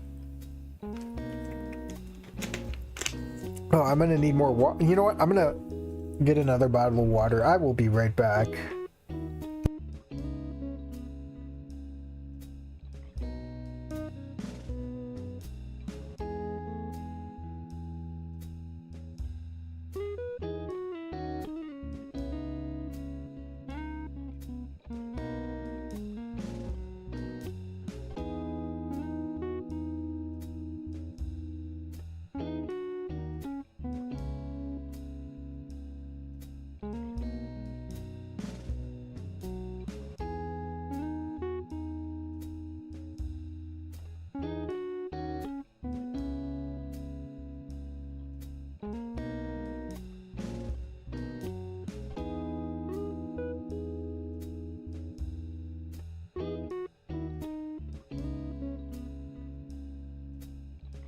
Guess Nico is the Snoot equivalent of Bam Margera. Well, he has to get like insanely drunk every day to do that.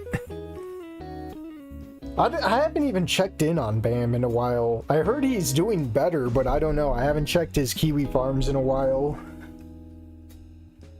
I'll take that down. Bob Ross makes Nico watch the Stalker movie that literally killed its director and crew. Oh boy. Grab my keyboard. When will this be due? Whenever. Really? It's your prerogative to improve, Nico. I can give you some guidance, but it's ultimately up to you. He pauses and scopes out other students working on their own projects. Well, I'm going to see how the rest of the students are doing. You can even watch those films in class if you want. Use this time however you want. It just has to be related to your film specialization. He winks before departing to the next table. I spent the rest of the period looking at the Wikipedia articles of the films that Mr. Darrow mentioned, but nothing insightful hits me. Why would he even assign this? This feels more like a research assignment than anything. The words are glazed over, and unfortunately, nothing comes to mind. And that's the period. As I pack up my bag, I see Mr. Darrow and Bianca are speaking with each other. Both of them are meticulously that's like the third time I think I've seen that. Meticulously examining the current sculpture that she's working on. I still can't help but feel those pains of jealousy within me for the both of them. I grab my backpack and exit the classroom. All the other students have spilled out into the halls, rushing to make their escape from this dull place. Today's been better. It certainly feels better. Almost. We're 15 minutes away from 2 hours in. How long is this demo, anyways? I mean, I'm gonna try and make another hour of it, for sure. I've been waiting for this mod for a while now. I take a moment to pause at an intersection in the hallways, letting a few people pass so I don't have to push and shove my way through the crowd. A familiar voice grabs my attention. Hey, Nico. What the fuck are you doing in the janitor's closet, Martin? Come on in and I'll show you around. I'm not getting in the closet with you, Martin. Well, I'm not coming out of the closet until you get in. I oblige the invitation, stepping inside. God. Oh, is this where the fashion club is held? In the closet? Something tells me he needs to come out of the closet now, huh? I'm met with a rather claustrophobic room, far too small to be a classroom of any kind. The walls are covered with ripped pages filled with drawings of colorful clothing concepts. There's a singular desk and 2 chairs pressed up against the far wall next to an upright mop. Some sort of cardigan hangs from a T-shaped stick that's been taped to the mop. Damn, dude, you're fast. How'd you manage to move all this here on such a short notice? Martin hops up onto the desk, swaying his legs as they hang down. Well, I've been using this since last year, but now it's official. Bit of a bummer that it took until my senior year, but better be happy it happened at all. How the hell did you get into school during the summer break? He has a smug smile on his face. Oh, you'd be surprised what people forget in their pockets at a family's laundromat. I have a newfound respect for my scaled-skinned friend. Didn't know you were hardcore like that. Oh yeah, I'm the hardest. His phrasing leaves something to be desired. Anyway, want to design something? Me? I'd never designed anything. You sure? That's why I'm here, to fix and adjust anything you think up. Yeah, hand me that hand me that pencil. We both grin, and he tosses me a notebook and a pencil. Oh no, it's gonna be the start of Wani Gamu all over again. Instead of the Dilophosaurus, we have this Spinosaurus-looking guy or whatever. Oh, he's still red though.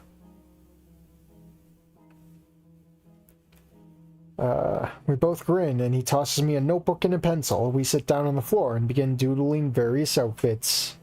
Of course, most of my designs are baggy or include a hat of some sorts. It ends up looking like an early 2000s collage. His designs are far more creative, simple, yet bold silhouettes. How Pinkman-esque. Yeah, fashion bitch. Uh-oh. Uh-oh. This ain't Bing Bong Ding Dong. Who pulled the fire alarm?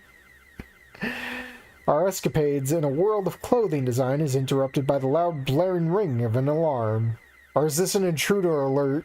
I need an adult. No. A faint hissing sound emanates from the halls, along with the collective annoyed groan. Oh no. Attention shitlings! There's no fire! I repeat, there's no fire! False alarms will not be tolerated. Perpetrators will be strangled. No, another CG. Wait, what are they doing here in the closet?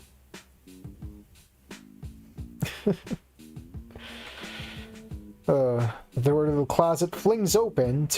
Oh, they barged in. Okay, I wouldn't have known because there's no like action line showing they barged in.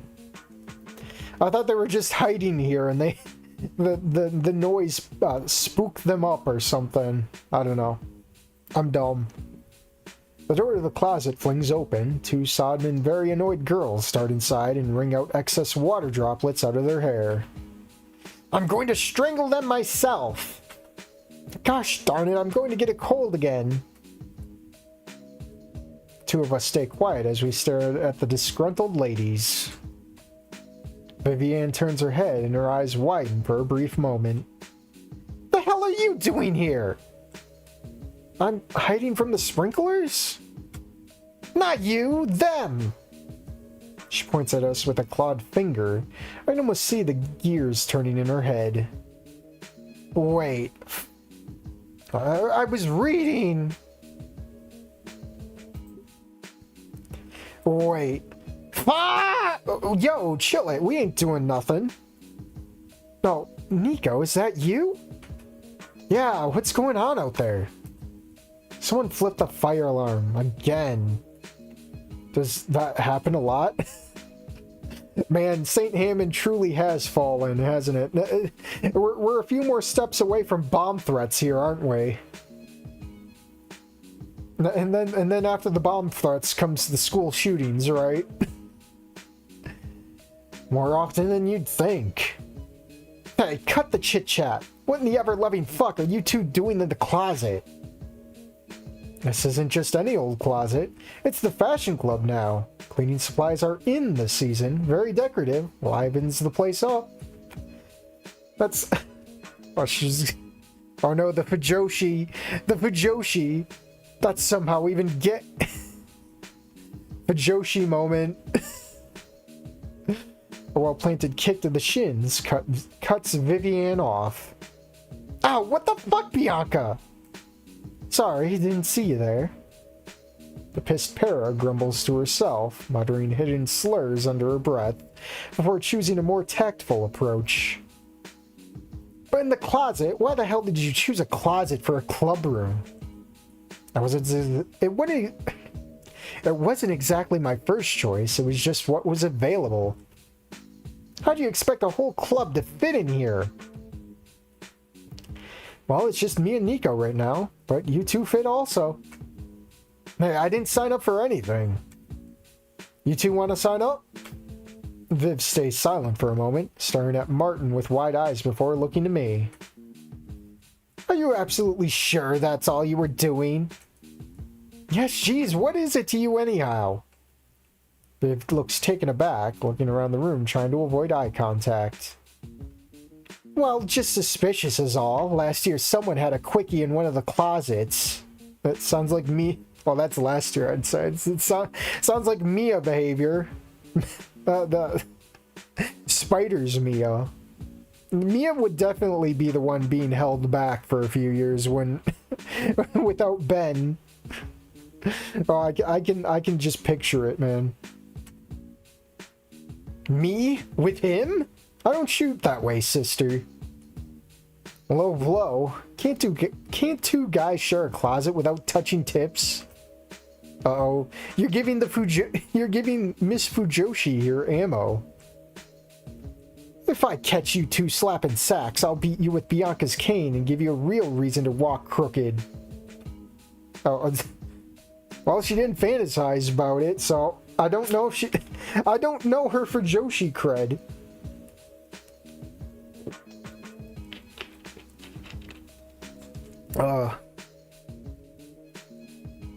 Deadass. Don't get your hopes up. With the four of us together, we can only stand almost shoulder to shoulder in the tiny space. Roomy, I can almost reach wall to wall. Bianca giggles to herself, folding up her cane and placing it in her bag. I think a big coffee table in the center would make it complete.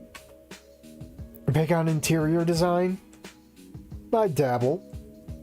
I'll remember that next time I need to renovate my room. I look over at Viv and Martin. Viv is taking quick glances at him, her arms crossed and her breath hitched in an uneasy, brace-filled slurp. Hi, guys. He looks at me confused before shrugging. I'll take it that all of you being here means you want to join. So, I was reading, buddy. How many has this been? 5 times? So I'll make you honorary members. More legitimate if we have the numbers, at least on paper. How'd you even get into all this stuff? Magazines. My mom leaves them out at the laundromat for customers who are waiting for their clothes to finish cleaning, sorry. Spent hours as a kid reading them every day. Guess it just kind of clicked. Magazines, how quaint. I read porn manga instead. What's wrong with magazines? Nothing if you're in it for the cheap stuff. Most of these tops cost more than $500. Exactly. Martin glares at Vivienne before rolling his eyes. This is a quite nice, quiet place. I wouldn't be opposed to coming here more often. Yeah, at least I can now say that I'm doing extracurricular activities to my parents. Another tick off the whole "we're proud of you, son" list. Planning on joining some big Ivy League school with those new credentials? Doubt he'd even be able to join a community college. Ha! Bitch. For your information, my parents are my parents are hella smart, and no doubt that rubbed off on me. Viv gives me a look over, an unamused expression on her face as she grabs my drawing from the floor, adjusting her glasses to better fixate on it. Well, it certainly doesn't show, especially with these scribbles. Just look at it. Who in the right mind wears pants that baggy? Here, you even ripped the paper. She snickers to herself while grabbing Martin's drawing and comparing them. And this? Did you get your ideas from 70s sitcoms? Who still wears sweater vests? Well, I think it's fine. Every article of clothing has its place in time, like overalls in spring. She shifts her attention to me. He's too much of a ditz to tell you how things are, Nico, so let me. You have low caste taste, an untouchable, a plebeian. I'm sorry, milady. Forgive this humble serf. Forgiven. Good to know your place. Bianca chuckles and sways back and forth gently. You don't seem much like a serf, Nico. Yes, Vivienne's lands are barren and bad for... Oh, no. Oh, he just said she has no eggs. No eggs. My lands are plenty lush, you retard. Then trim them. Ladies, you're both pretty, but this is the fashion club, not the medieval club. I feel a nudge against my side as Bianca scoots a bit closer, aiming the side of her head towards me. The designs, what did they look like? I stare at the walls, the models on ripped magazine pages staring down at me. Oh, where to start? I focus on a specific one. A winter collection, it looks like. A teal raptor wearing white furs of a mystery animal. It has black spots littering the collar of the coat, along with the section from the waist down. Black polka dots on a white coat, a big fluffy collar, and... I look back at Bianca, who's rather annoyed. I have no idea how to explain something like this. Nobody prepared me for these situations. Dots. Lots of them. How interesting. She said in an incredibly disinterested tone. Blowing a quiet raspberry, she leaned her cheek against her knuckles. What a tool. It's like a studded stress ball that's been turned into a coat. This one isn't as trashy as the rest. Your input is appreciated. Martin makes a sour expression, questioning why she was even critiquing his interests. Of course, my taste is refined. How long will you be staying here? Until the sprinklers stop, dumbass. I'm not going out there just to get wet again. Yeah, it's been a good minute, but aren't they turning the... Why aren't they turning off the fire alarm? You mean that's still blaring? Oh my god.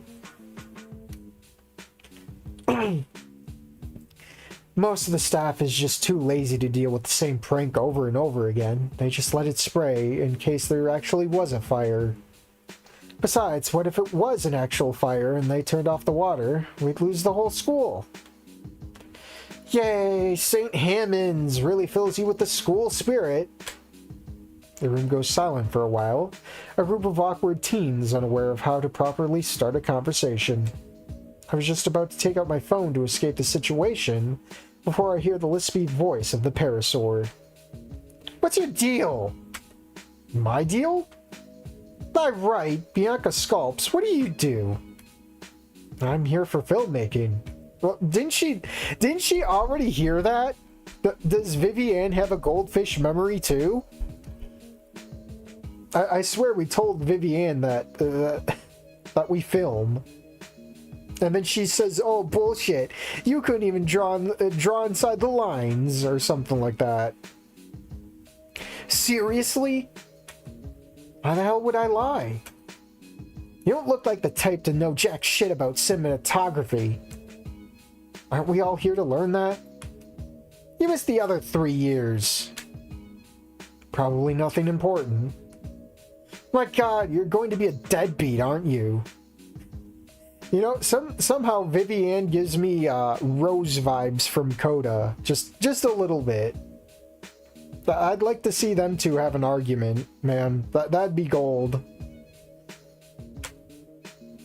Oh, I'm sure writing the billionth young adult novel will surely work out for you. What are you going to call it? A tale of shit and ass? Oh, fuck off, you poser. Bet wearing a hat is your entire personality, Fred Durst. Maybe he'll surprise you, Viv. I'm sure he has some prior knowledge on movies. Vivienne gives me a stare with a straight face that says, Fossil Club, Patchy Diver, Starshank Redemption. No. Fuck, how'd she know? Really excluding confidence, this one. Exuding confidence. Oh, shush. Remember when you first started out with your... No, shut up. We don't mention that. The Pixies. Viv covers her face with her hand while shoving Bianca's shoulder as she starts to laugh. I pay to read whatever that's about. You ever come close to my earlier works, you're dead. I promise I won't tell anyone. Piss off. It's funnier keeping it a mystery. She read it to me when we were 15, and I still remember some paragraphs. Vivienne nearly slaps her head over Bianca's mouth with how fast she attempted to quiet her. Shut up! Whilst I listened to the muffled click, chuckling and angry muffled curses, I noticed the distinct lack of hissing outside the door. Hey, has it stopped spraying? Oh, it stopped spraying like 5 minutes ago. I just didn't want to say anything. We groaned at Martin in annoyance. You were having fun. It was a shame to stop it. But yeah, now we're all late for class, dickhead. Oh, bite me, you bastard. The two girls moved to leave, Bianca stalling a bit to wave back in our direction. See you tomorrow. I should be leaving too. My parents are probably going to chew me out for staying longer than expected without calling. Stay safe, man. Yeah, you go on ahead. I have a few things to wrap up here anyhow. It was fun hanging out, dude. Cruella de Vil, what? Oh, the fashion choice. It's okay, Vivienne. Not everybody is into redo the healer. Despite the claustrophobic hangout spot, I'd say the day went well. Can I say I have friends now? Save me from desperation, I'm going to say yes. Another day chipped away. Another day without a choice to make. I'm still getting into the flow of things. Go to school, survive classes, edit vids, go to the park and skate a little bit. Not sure if Mr. Darrow's advice has set in yet, but I can't halt all filming. Even if my editing skills aren't where I want them to be, I still need new footage. It's a good routine I've planned out, for now at least, until it gets colder. Then I'll have to figure out something else out for the winter months, and then there really aren't any indoor skating areas around home. All the more reason to get footage while I still can. Oh no, this is Proclean's... Oh no. This is Proclean's class.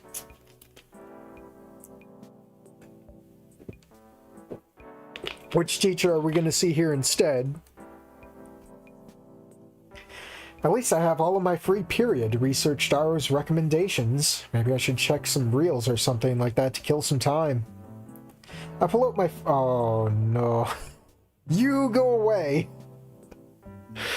Oh, we're gonna play a game of whack-a-mole. More like whack-a-brachio. I pull out my phone and pass the time with a mindless array of swiping. Video after video, post after post. Ideas are flooding into my head to be stored in a creative vault where I'll likely never open. Inspired, but nah, another time. Hey man! His name's Will. I jump as I hear the whisper directly behind my ear, jumping in my chair as I look straight at the mop of hair dangling in front of me. What the fuck, dude? Whoa, whoa, whoa, keep your voice down! I look at the other students, most of them unbothered by my outburst. Don't go- Stop doing that! Sorry, dude, but like, we need your ear for something important. What? What are you going to have me do? Jump over a paraplegic barrier? That's another drink. I just got done drinking. Open bottle, please. Oh, thank you.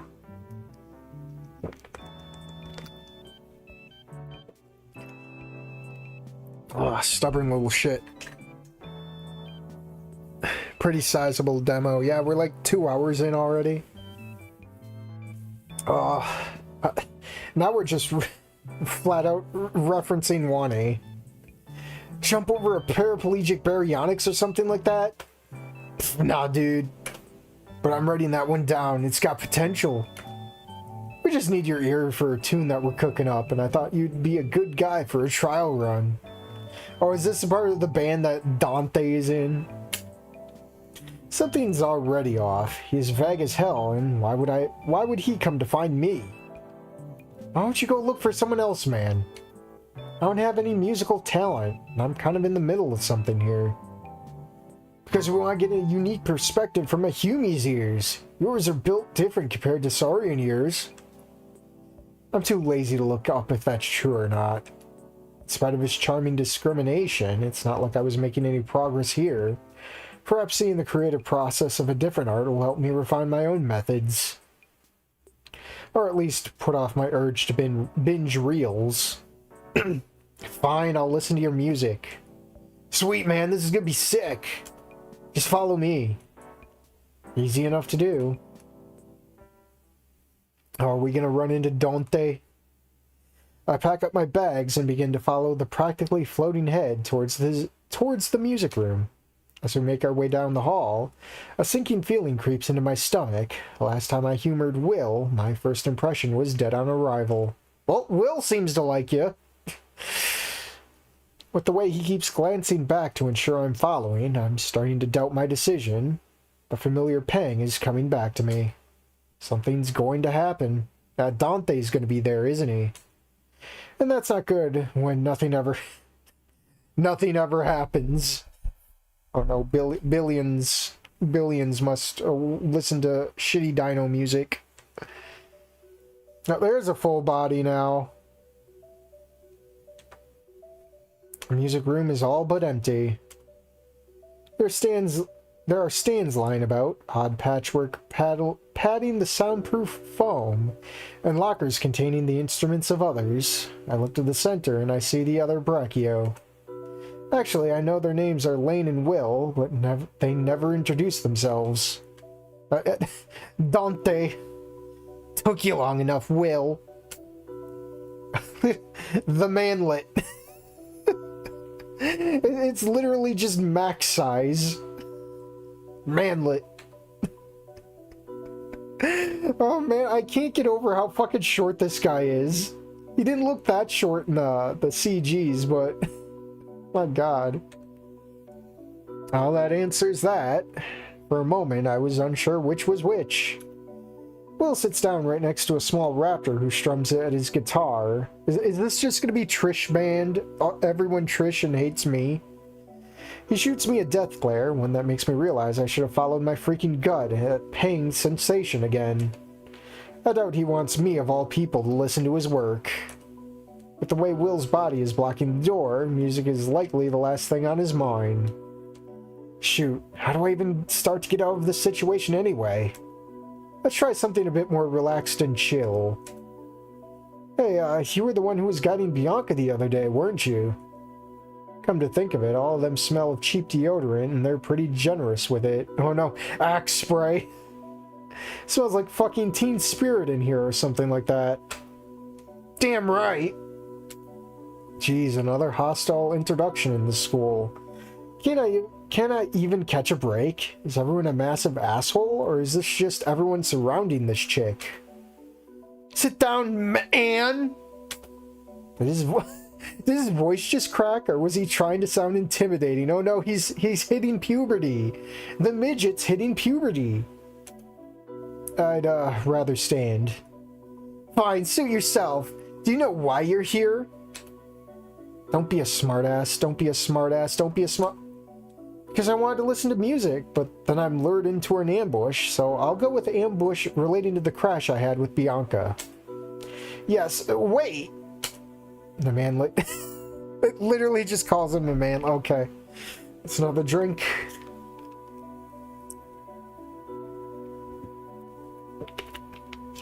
Oh god. Oh. The manlet gets up from his chair, and he seems to be around 3/4 my height, alone. He looks up at me and scrunches his face, examining me closely. Never mind that. It just means I can cut straight to the real stuff. No bullshit. What, you gonna claw me or something like that? If you want me to. Don't want to mess with the mean machine, bro. Dante's small, but he will fuck you up.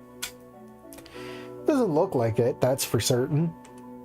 You may act tough, but I have at least 30 pounds on that guy. And here I thought I was lanky. His eyes quickly study me as if he's already trying to size me up. Acid reflux, go away.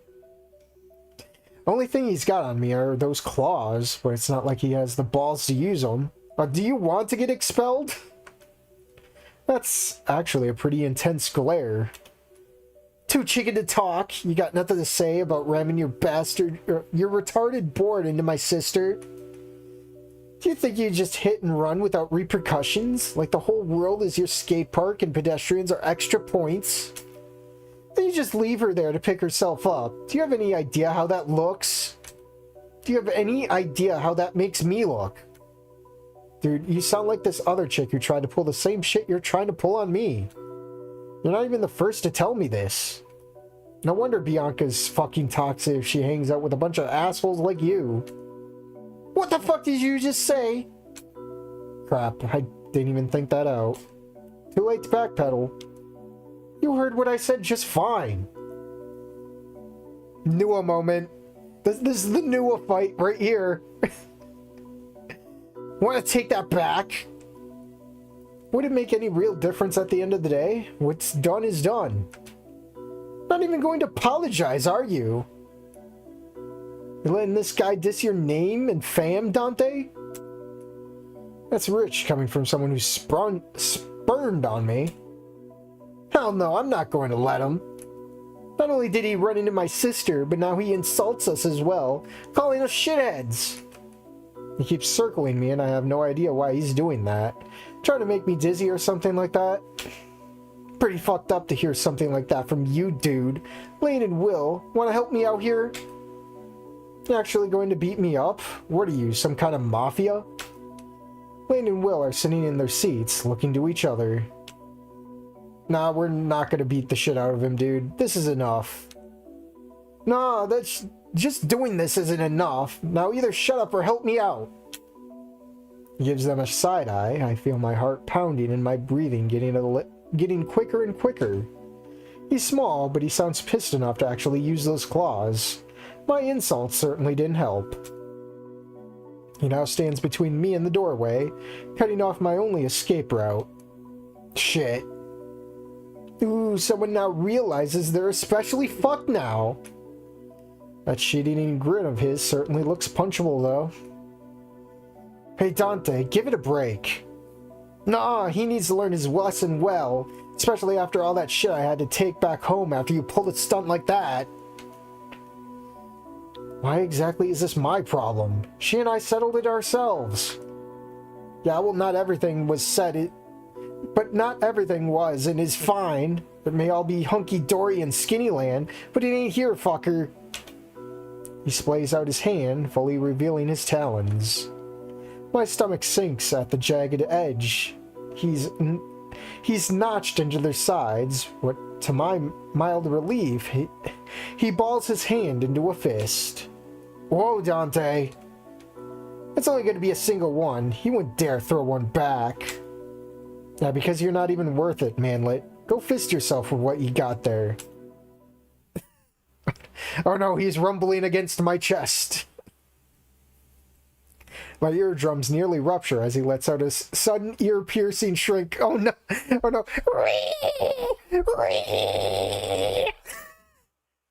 Manlet rage! The rage of 1,000 incels! He frantically springs forward with a curled fist, ready to throw a punch my way. Years of crash avoidance prepared me for this moment. I sidestep and look at the doorway. There's my exit. I nearly make it through, but stop when I see a familiar figure blocking my escape.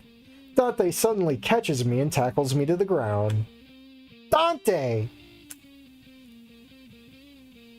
No, what is going on down here? He has his fist raised up. Lane and Will are standing overhead and looking to Bianca and down at me. They both quickly shrug their shoulders. Dante holds his fist in the air and looks straight at Bianca. Dante, just what are you doing? She slams the door shut, quickly walking towards all of us. The skinny... Don't you dare call him that! His name's Nico, and he isn't someone you could pick a fight with, you jerk.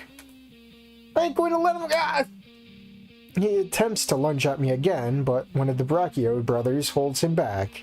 He fights for a brief moment before he relents, glowering at me in utter contempt. Fucking faggot.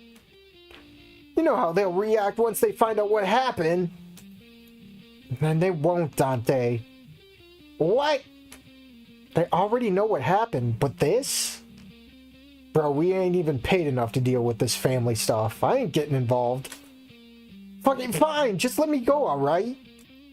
The two Brachio brothers look to each other and nod their heads, releasing the manlet as he shakes them off. Let me deal with our own shit right now. We'll make for practice later or something like that. We're gonna stay here. Really? You guys can just go. Bianca, Nico, I can handle our own shit. Oh wait. I read that out wrong, but I'm not gonna go scroll back. Sorry. The moment the pair take their eyes off of him, he lunges with his fist raised. Before he can cross the room, Bianca steps forward. Our first choice! Oh, Mama didn't raise a pussy or sucker punch him. Oh, Lord. Oh. Back to 4chan with you.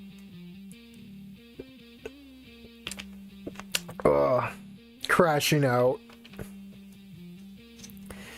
I'll leave it to 7 to draw all your... No. We call that 7 slop. We don't partake in 7 slop. We don't partake in Cheeto slop. Alright. Fuck it. Fuck it. He lunges at me as I instinctively throw a straight punch into his mouth. Oh no, is he gonna start crying? Dude, I would laugh if he started crying. It wasn't enough to leave a bruise, but enough to make him stop in his tracks and reel back, holding his hand across his snout. No. Oh. Oh, come on. I wanted to see him start crying. That would have been fucking hilarious, dude. Just fucking crumbles. Oh.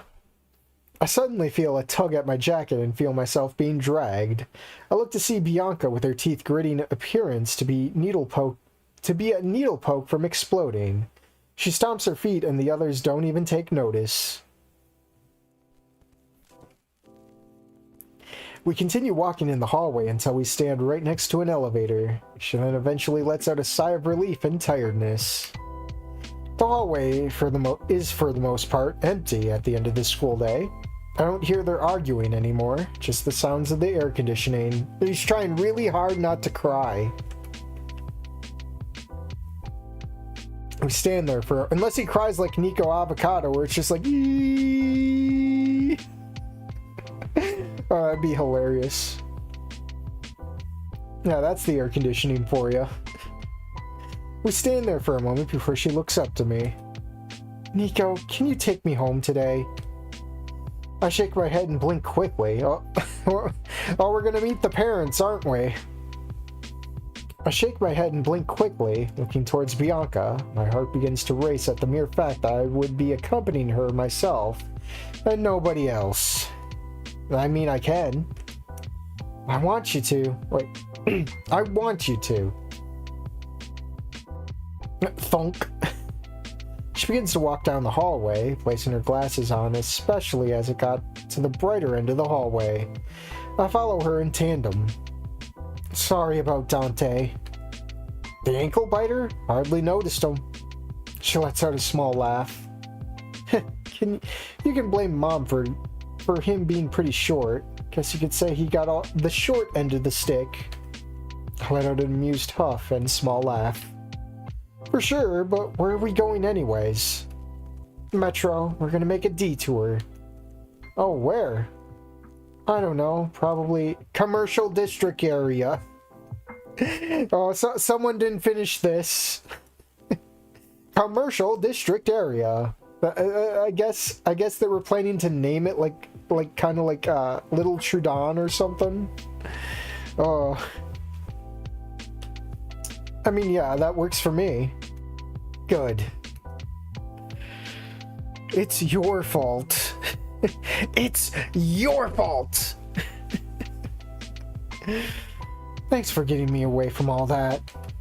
She leans forwards and takes off her glasses, quickly rubbing her eyes, blinking quickly. For a moment, I catch her gray eyes glimmer in the early evening light. Then she looks around for a moment.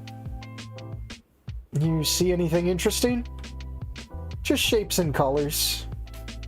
How can you tell mine apart from others?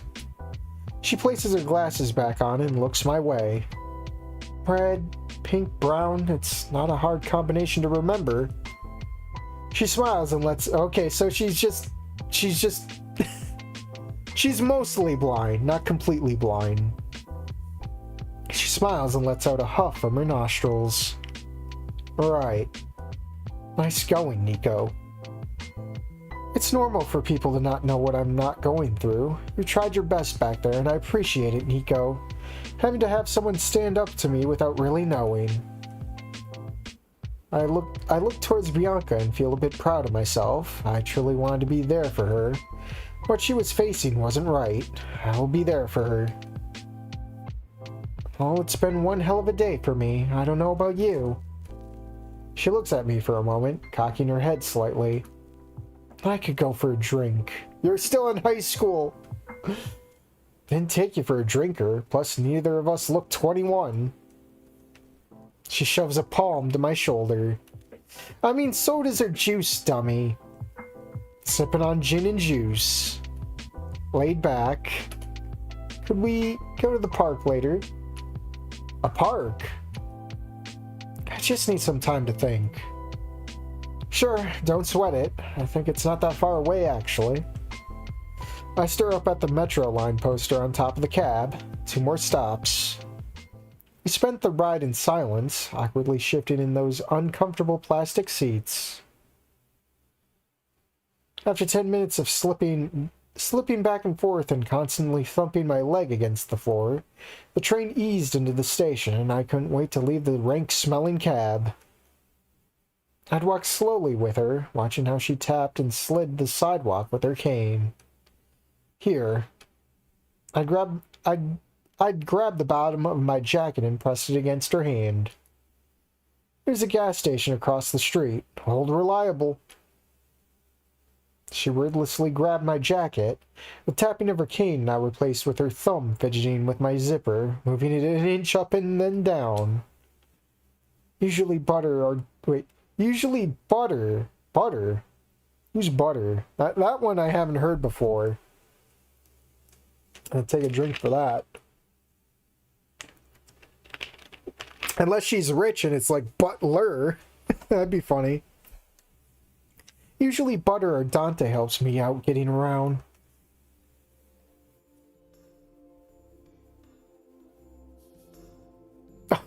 Oh no, literal chud. Oh no, it's chud. Billions must snoot. Butter probably a dog. We've never seen like four-legged animals in the Snoot Waniverse, man. Not one dog, not one. We've seen a rat, just one singular rat. We have seen nothing else. I feel like animals are like a rare commodity here, dude. She smells the color of people's auras. Oh god. Gosh, what is that smell? Welcome to Coal to Gem. Oh, Shardy. Welcome to Coal to Gem. What do you want? Behind the counter is an unlucky genetic specimen of a dino. His work shirt is stained with an unknown brown liquid, and grit between his teeth is a lit cigarette. Coal to Gem. The West has fallen as our prices. Oh.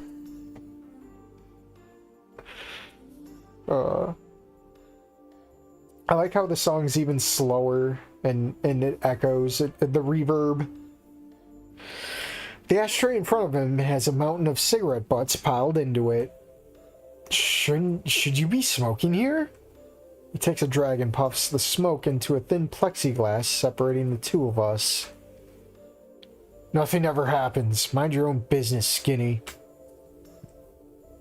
I keep staring at him as I lead Bianca to the back of where the fridges are. Well... Huh, what? What's up for selection?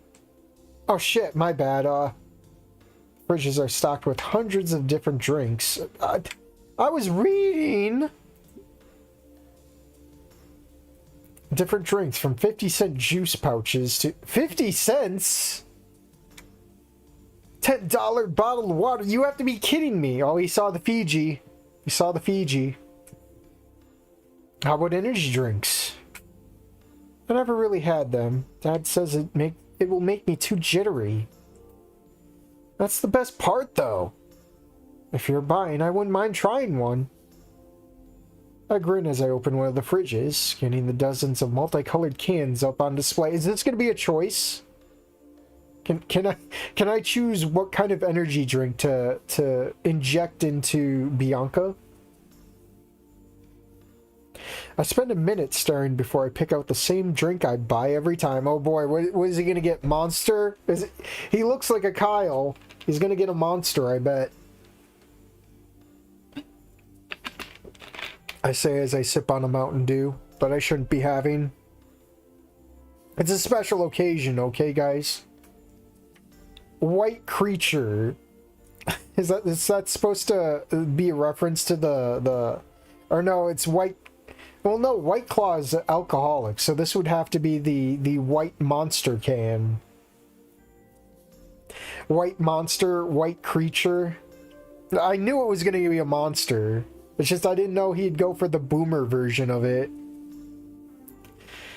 Oh, so close yet so far. It should have just been the trademark green, man. The classic Kyle moment, and he fucked it up. What? That's the name of the drink. What flavor is it? White.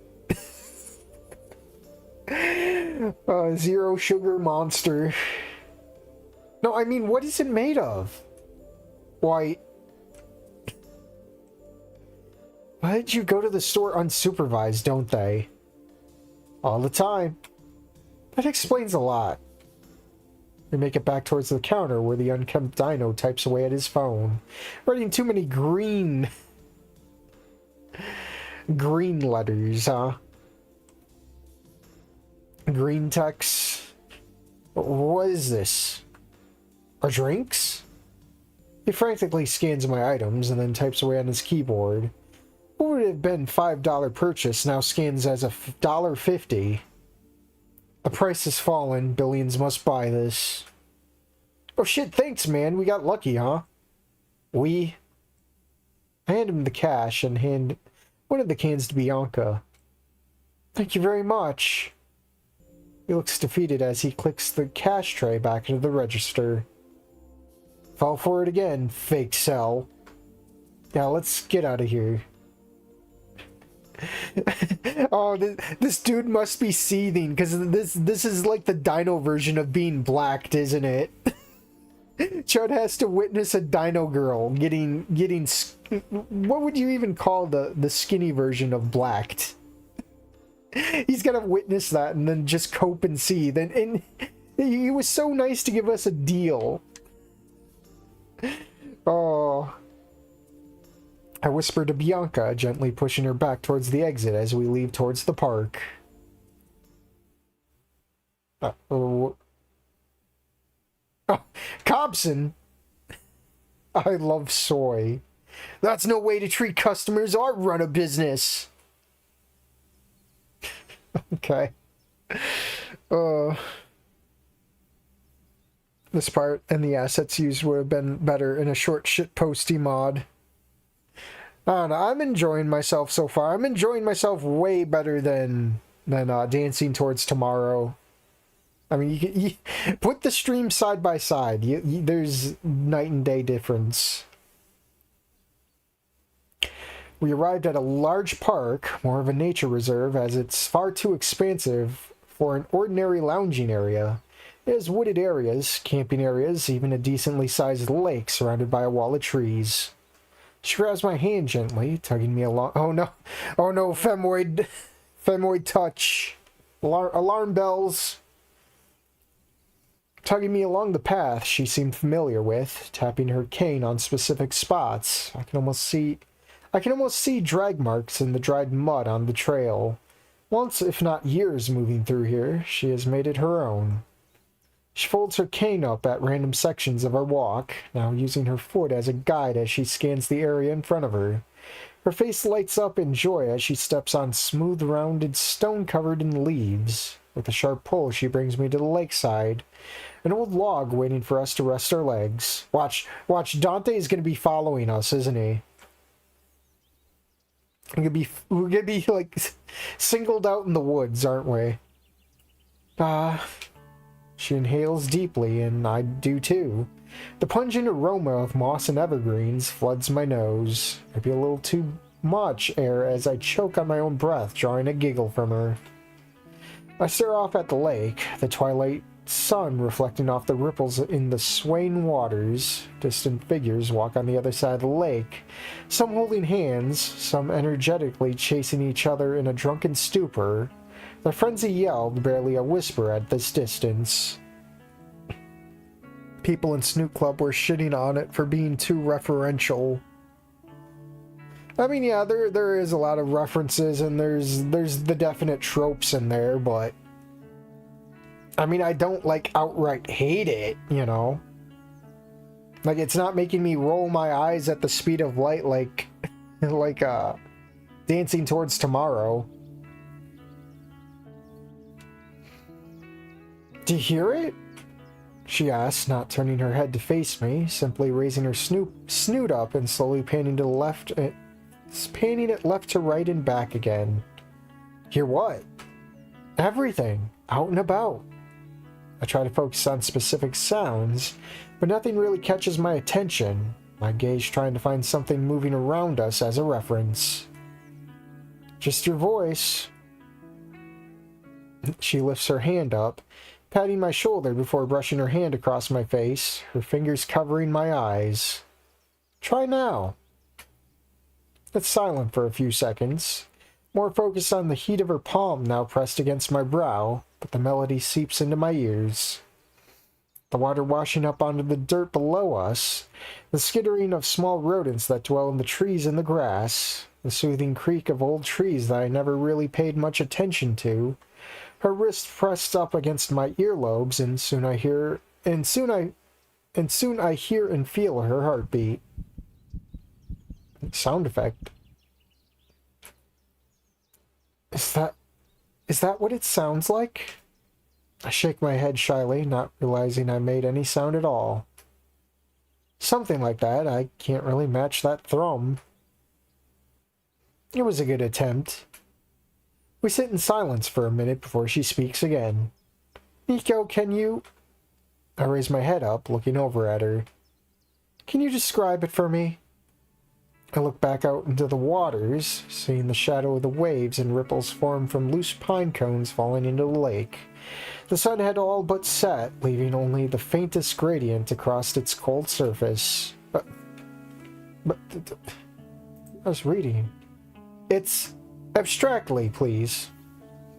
I purse my lips and focus real hard. It's cold. Cold?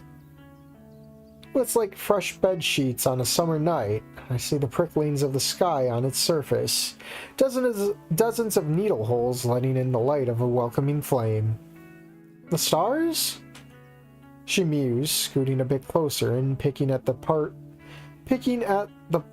of the tree below us with her claws. Not all of them. The city's too bright to see them. My dad used to describe it like a caramel cheesecake with strawberry seeds littering the sweet exterior. Was he hungry? She palmed at my shoulder and huffed. He took me here constantly while I was growing up. Whenever he was off duty, he'd bring me here and let me listen to my music while I made figures in the mud. Some of them are probably around here somewhere, dried and cracked with buttons for singing mouths. I made a whole choir of them and pretended I was conducting. She wagged her finger in the air, the tip of her tail doing the same instinctively. Sometimes I'd pretend they're still singing when I listen to my music. A big crescendo, oh no, Crescenario reference. A big crescendo just for me with standing ovations. Mom kept a whole vase of lacquered branches I'd find around here that I'd use for my conducting sticks. Sounds like your parents really support your passions. Her expression sours, now picking off a big chunk of bark under her and tossing it into the water. Something like that, just as long as those passions are in designated areas. I give her a gentle punch on the shoulder. Well, I designate everything around you to be a passion zone. Go nuts! If only. I just can't go doing stuff anywhere I want. What's stopping you? Well, they... She stutters over her words, trying to figure out an answer. As she's lost in thought, I bend down and grab a piece of mud from the water's edge, forming it into a ball and adding a smaller extension before poking my nail in the sides of it for teeth, grabbing 2 leaves and placing it at the top. My condolences, what? I'm on my 4th monster, okay. I hand the bastardized sculpture directly into her hands, and she feels around it, confused. Nico, what is this? It's you, it even has shades. I grab 2 chestnut shells and push them above the soft, palpable snoot. She begins to laugh, a womanly chuckle before she erupts into a snorting fit and grabbing her stomach, stomping her feet repeatedly on the ground. By God! Did you just snort? She freezes, eyes widening as she slaps her hands over her maw, scales flaring up and a tint of red crossing her cheeks as she tries to play it off as me mishearing her. You did, you totally did! Did not! Did too! You're hallucinating! Crashed your board one too many times? I gently elbow her sides, trying another snort out of her before she swats my hand away like a mother scolding a child, rolling her eyes and growling under her breath. You didn't hear anything! she said in a menacing voice, but played it off in a humorous fashion. Nico, that bust is so bad. Really? How would you do it? She'd reach down, scooping up her own mud and pressing it in her palms. Her fingers a lot more dexterous than mine as she uses her claws to form the expression into a smile. Like that. Thanks, Nico. She rolls her self-sculpture in her hands, tracing her fingers across the happy expression it had.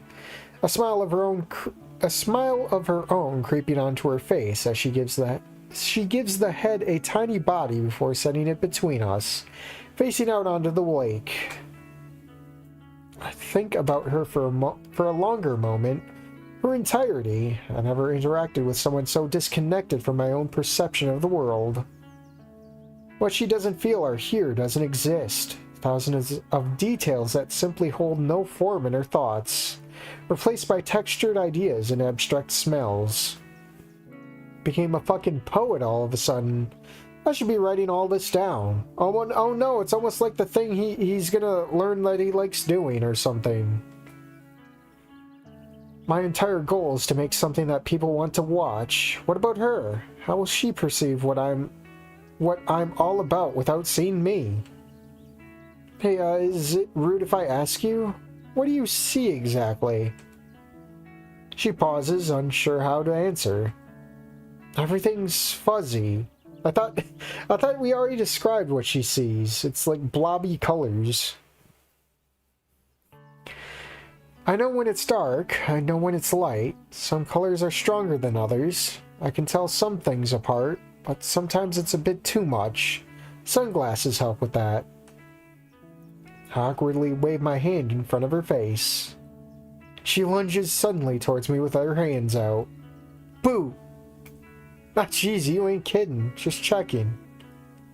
She looks proud of herself for making me jump. What's your family like, Nico? My folks? Yeah, do human parents get as strict? Oh, my dad's a dinosaur. I rode the back of my neck, looking away from her. My parents aren't that different from other dinos. Really? I thought you were human. I am. I'm adopted. I called it. I called it.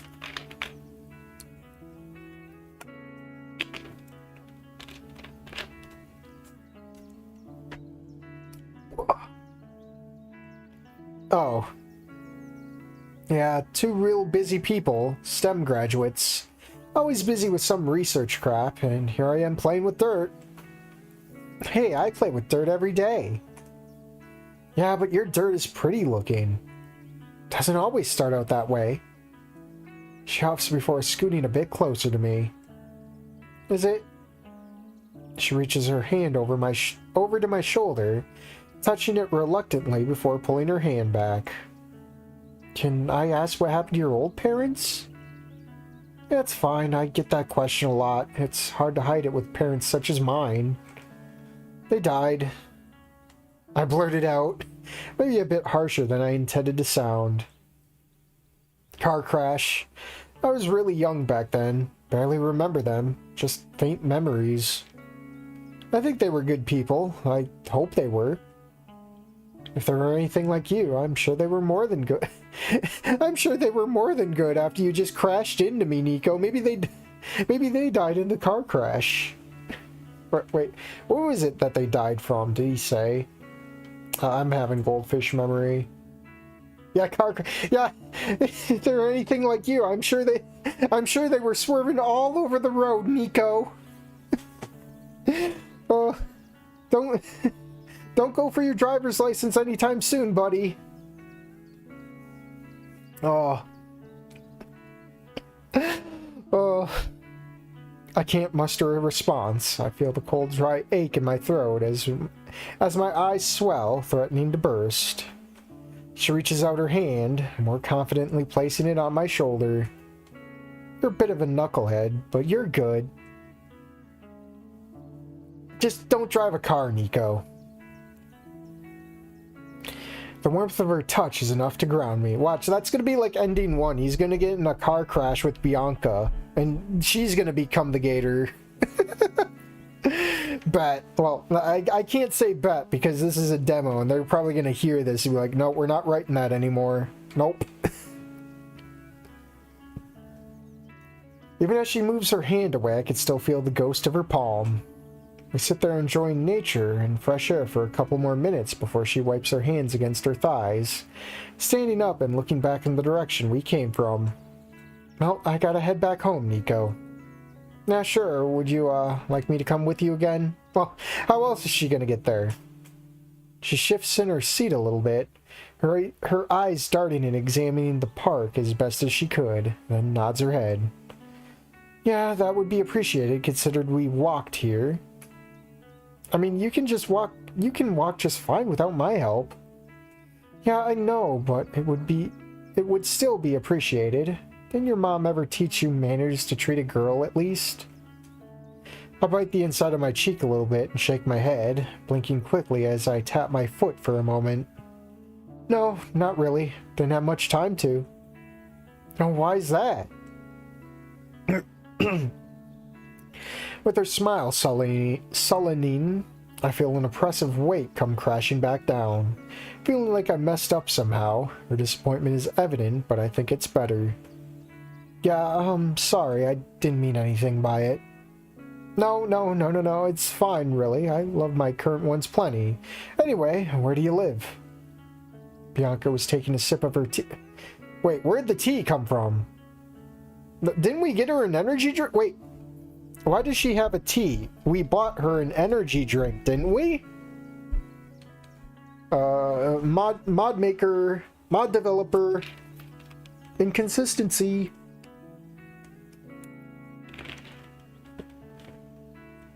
Ugh, take a drink for that one. Born to crash, forced to drive. I drive. Technically, I don't drive. Alright. The spray dissipating into a sheen in the early evening light. She then laughs a little bit, quickly followed up with a small snort.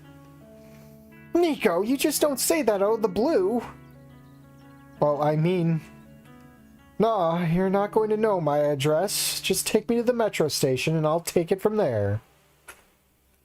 That sounds like you're going to kidnap me or something like that. Wait, that sounds like you're gonna kidnap me or something like that in the process. Really? A blind girl is going to kidnap you? I feel a warmth come over my face and I laugh nervously. Yeah, totally. Nico, if I kidnapped you, I would take you not even 4 blocks, and then I would say, shit, where am I? And then proceed to ask you to help me kidnap you. Yeah. I don't even know how she can be this...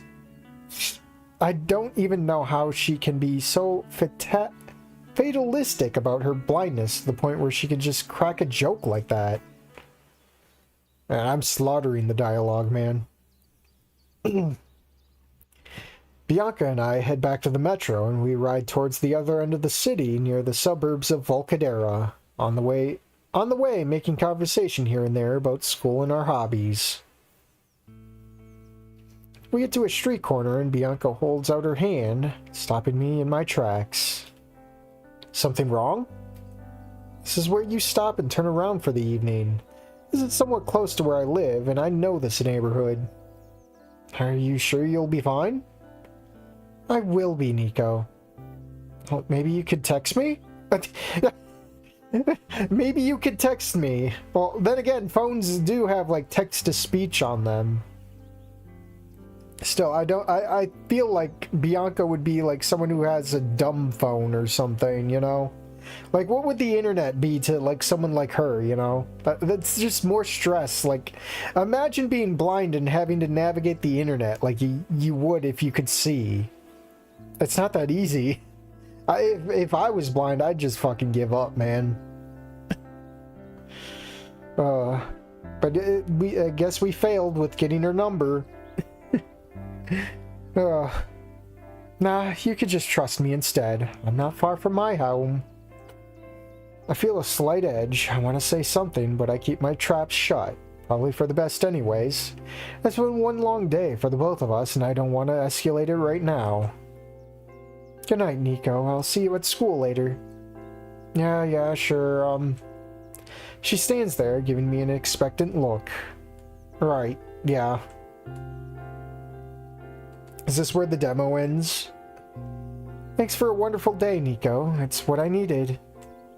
Anytime. I'll see you at school. Yeah, see you then. She pulls out her cane and continues to walk, mumbling to herself about something, but I turn around and make my way back home. For the first time in 5 years, I'm actually excited to go to school. Ah, I called it! I wish I didn't! Come on now. Well, at least unlike what's-its-face, Dancing Towards Tomorrow, I'd actually want to play more.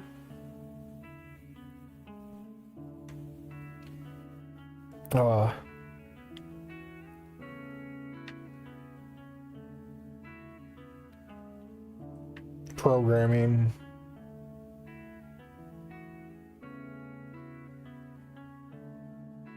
Music. Where's mellowing on? There's a lot of mellowing on music in here.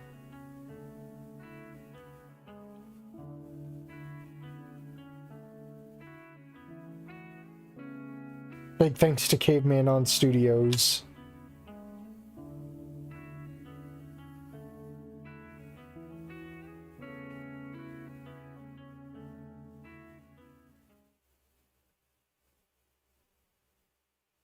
Thanks for playing. We know you've waited for a long time, about 2 years and some change to be more precise. We went through a lot of rewrites and redraws trying to truly put our vision into the mod.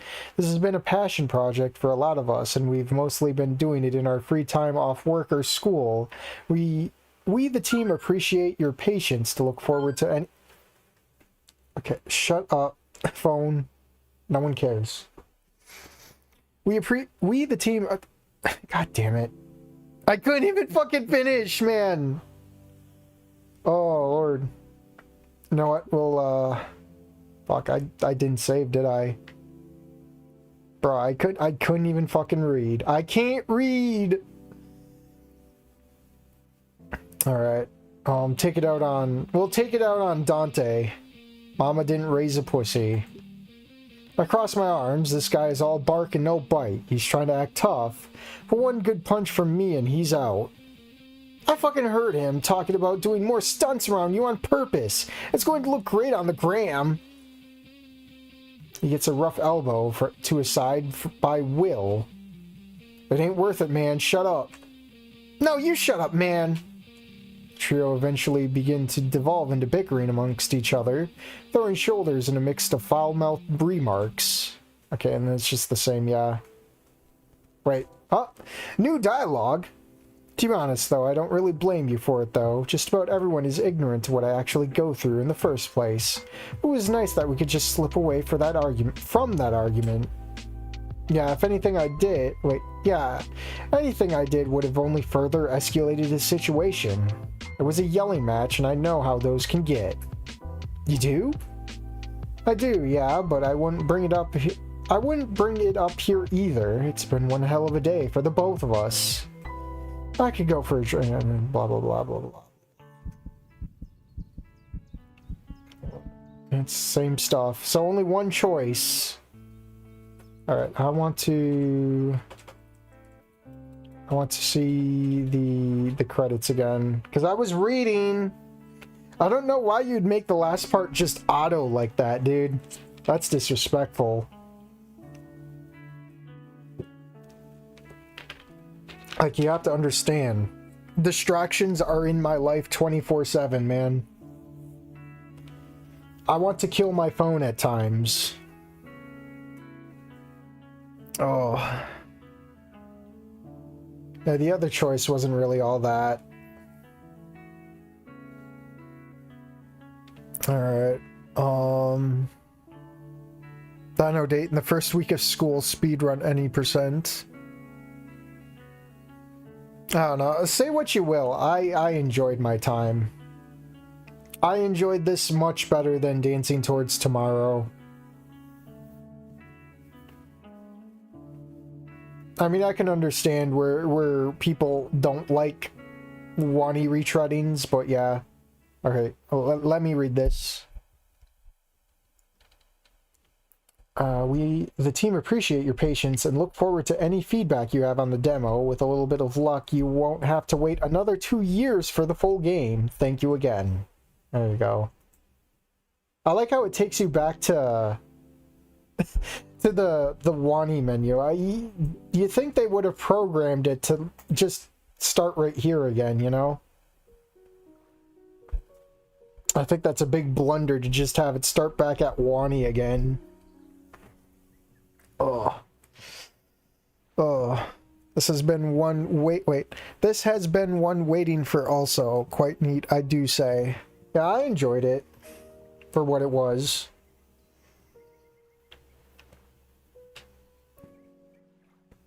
I don't know. I don't know what else to say. Like, yeah, there's some moments where it's like, oh, it's Wani retreading. But at least it's not as blatant as, like, Dancing Towards Tomorrow.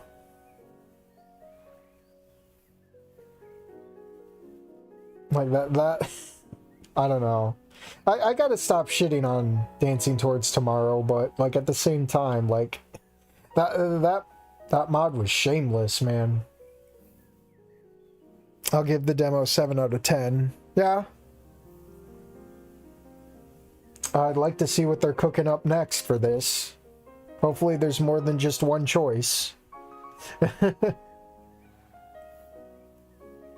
Yeah, nearly 3 hours. Yeah, I was locked in to go all the way. Man. I was hooked. Might just be my brain, but feels like the whole hating to friends was way too quick. What do you mean hating? Oh, from the... Yeah. Yeah, it did feel weird, like... Oh, now we're just all hunky-dory. I thought she was going to be a little bit more like Olivia, kind of like, still kind of standoffish and all that. It did take Olivia a lot longer to warm up to Inko than Bianca did for Nico.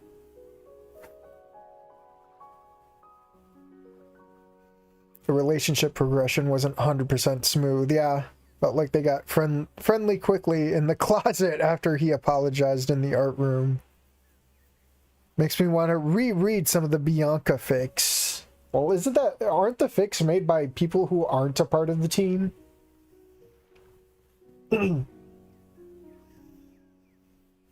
Yeah. Yeah, I'm sure a lot of this will probably be reworked in the final product. I mean, wasn't Wani's final product different than the intro of Wani's final product different than what the demo presented? I'm pretty sure there was quite a few tweaks there. I'm sure. I mean, I should look at my previous stream of the demo. No, that's like 5 hours I gotta invest for just the demo, and then another 5 hours for the full game. And plus, on top of all that, I have to listen to myself, which is it's uncomfortable in and of itself, man. That's a tall ask for me. From fuck off to want to drink White Monster together in like 3 days. Yeah. I'm sure it'll be ironed out. I mean, they opened up feedback on their Discord, so I'm pretty sure people will let them have it. It's not a final product, so I'm sure they'll be getting the pens moving soon enough.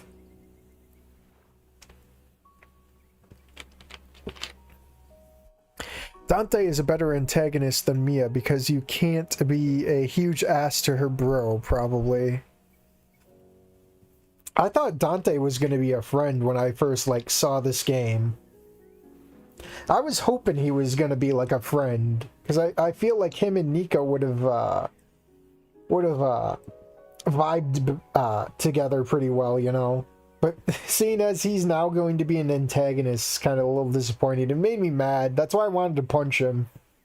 It's like, you were supposed to be my friend, but now you're just a fucking manlet with what is it, Napoleon complex. Oh my god. Damn, missed the stream. Well, you can rewatch it. Dante must die. Did Hoshin jump off? No, he just... Last message was people in Snoop Club. Yeah. So I guess after this we got...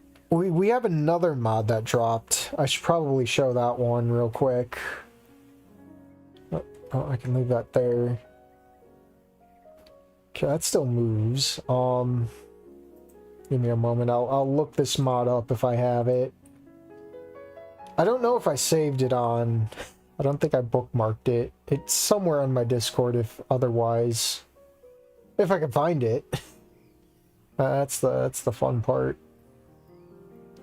I don't have it bookmarked. Because I'm not that smart.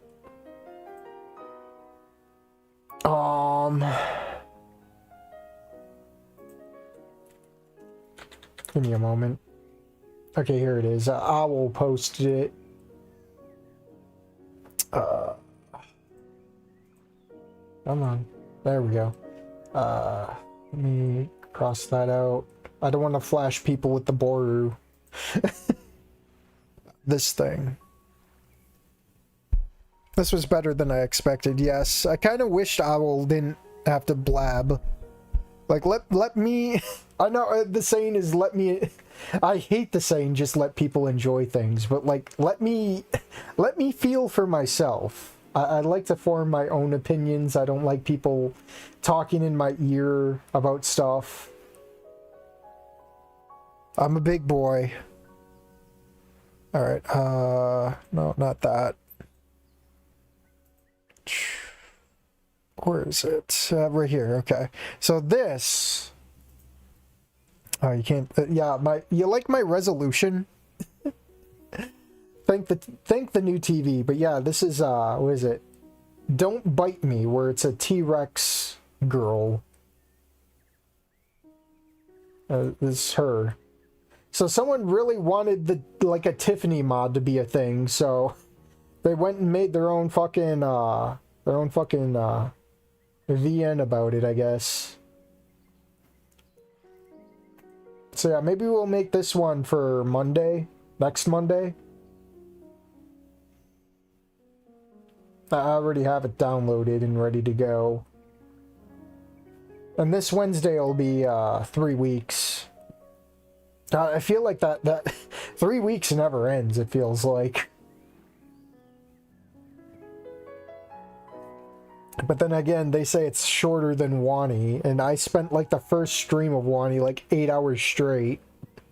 And that was probably like what, like midday? That was probably like around, I don't know what time I started. It had to be like early or midday to go like 8 hours straight. Because if I did 8 hours straight on my usual time now, I'd never make it.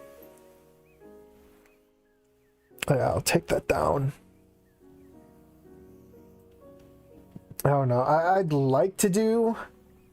I don't know if I'd be able to do those streams earlier. Because I feel like if I wanted to do a full, like, a fuller segment of VN, stuff like that, I'd want to be at my desk, but I can't be at my desk, you know? It sucks. 3 weeks feels like it's 3 weeks long, I know, right? Quickly, Hoshin, update Purple Drink with that one extra scene so Park has to replay it again from the start. I never give T-Rex girls the tiny Uncle Mo arms. Commit fully, nerds.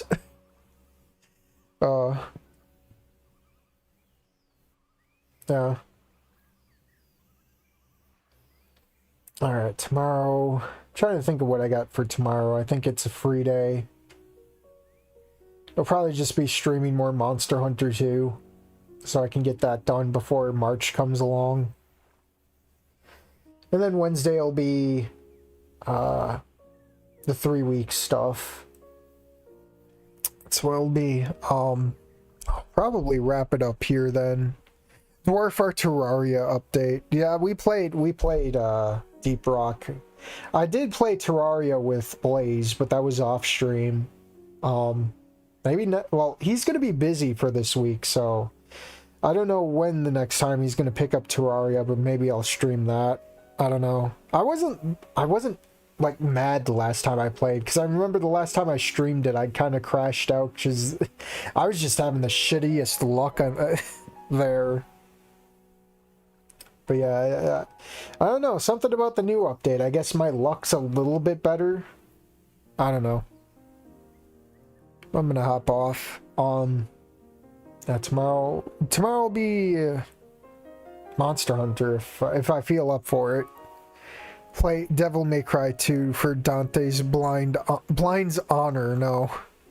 No, we no Dante.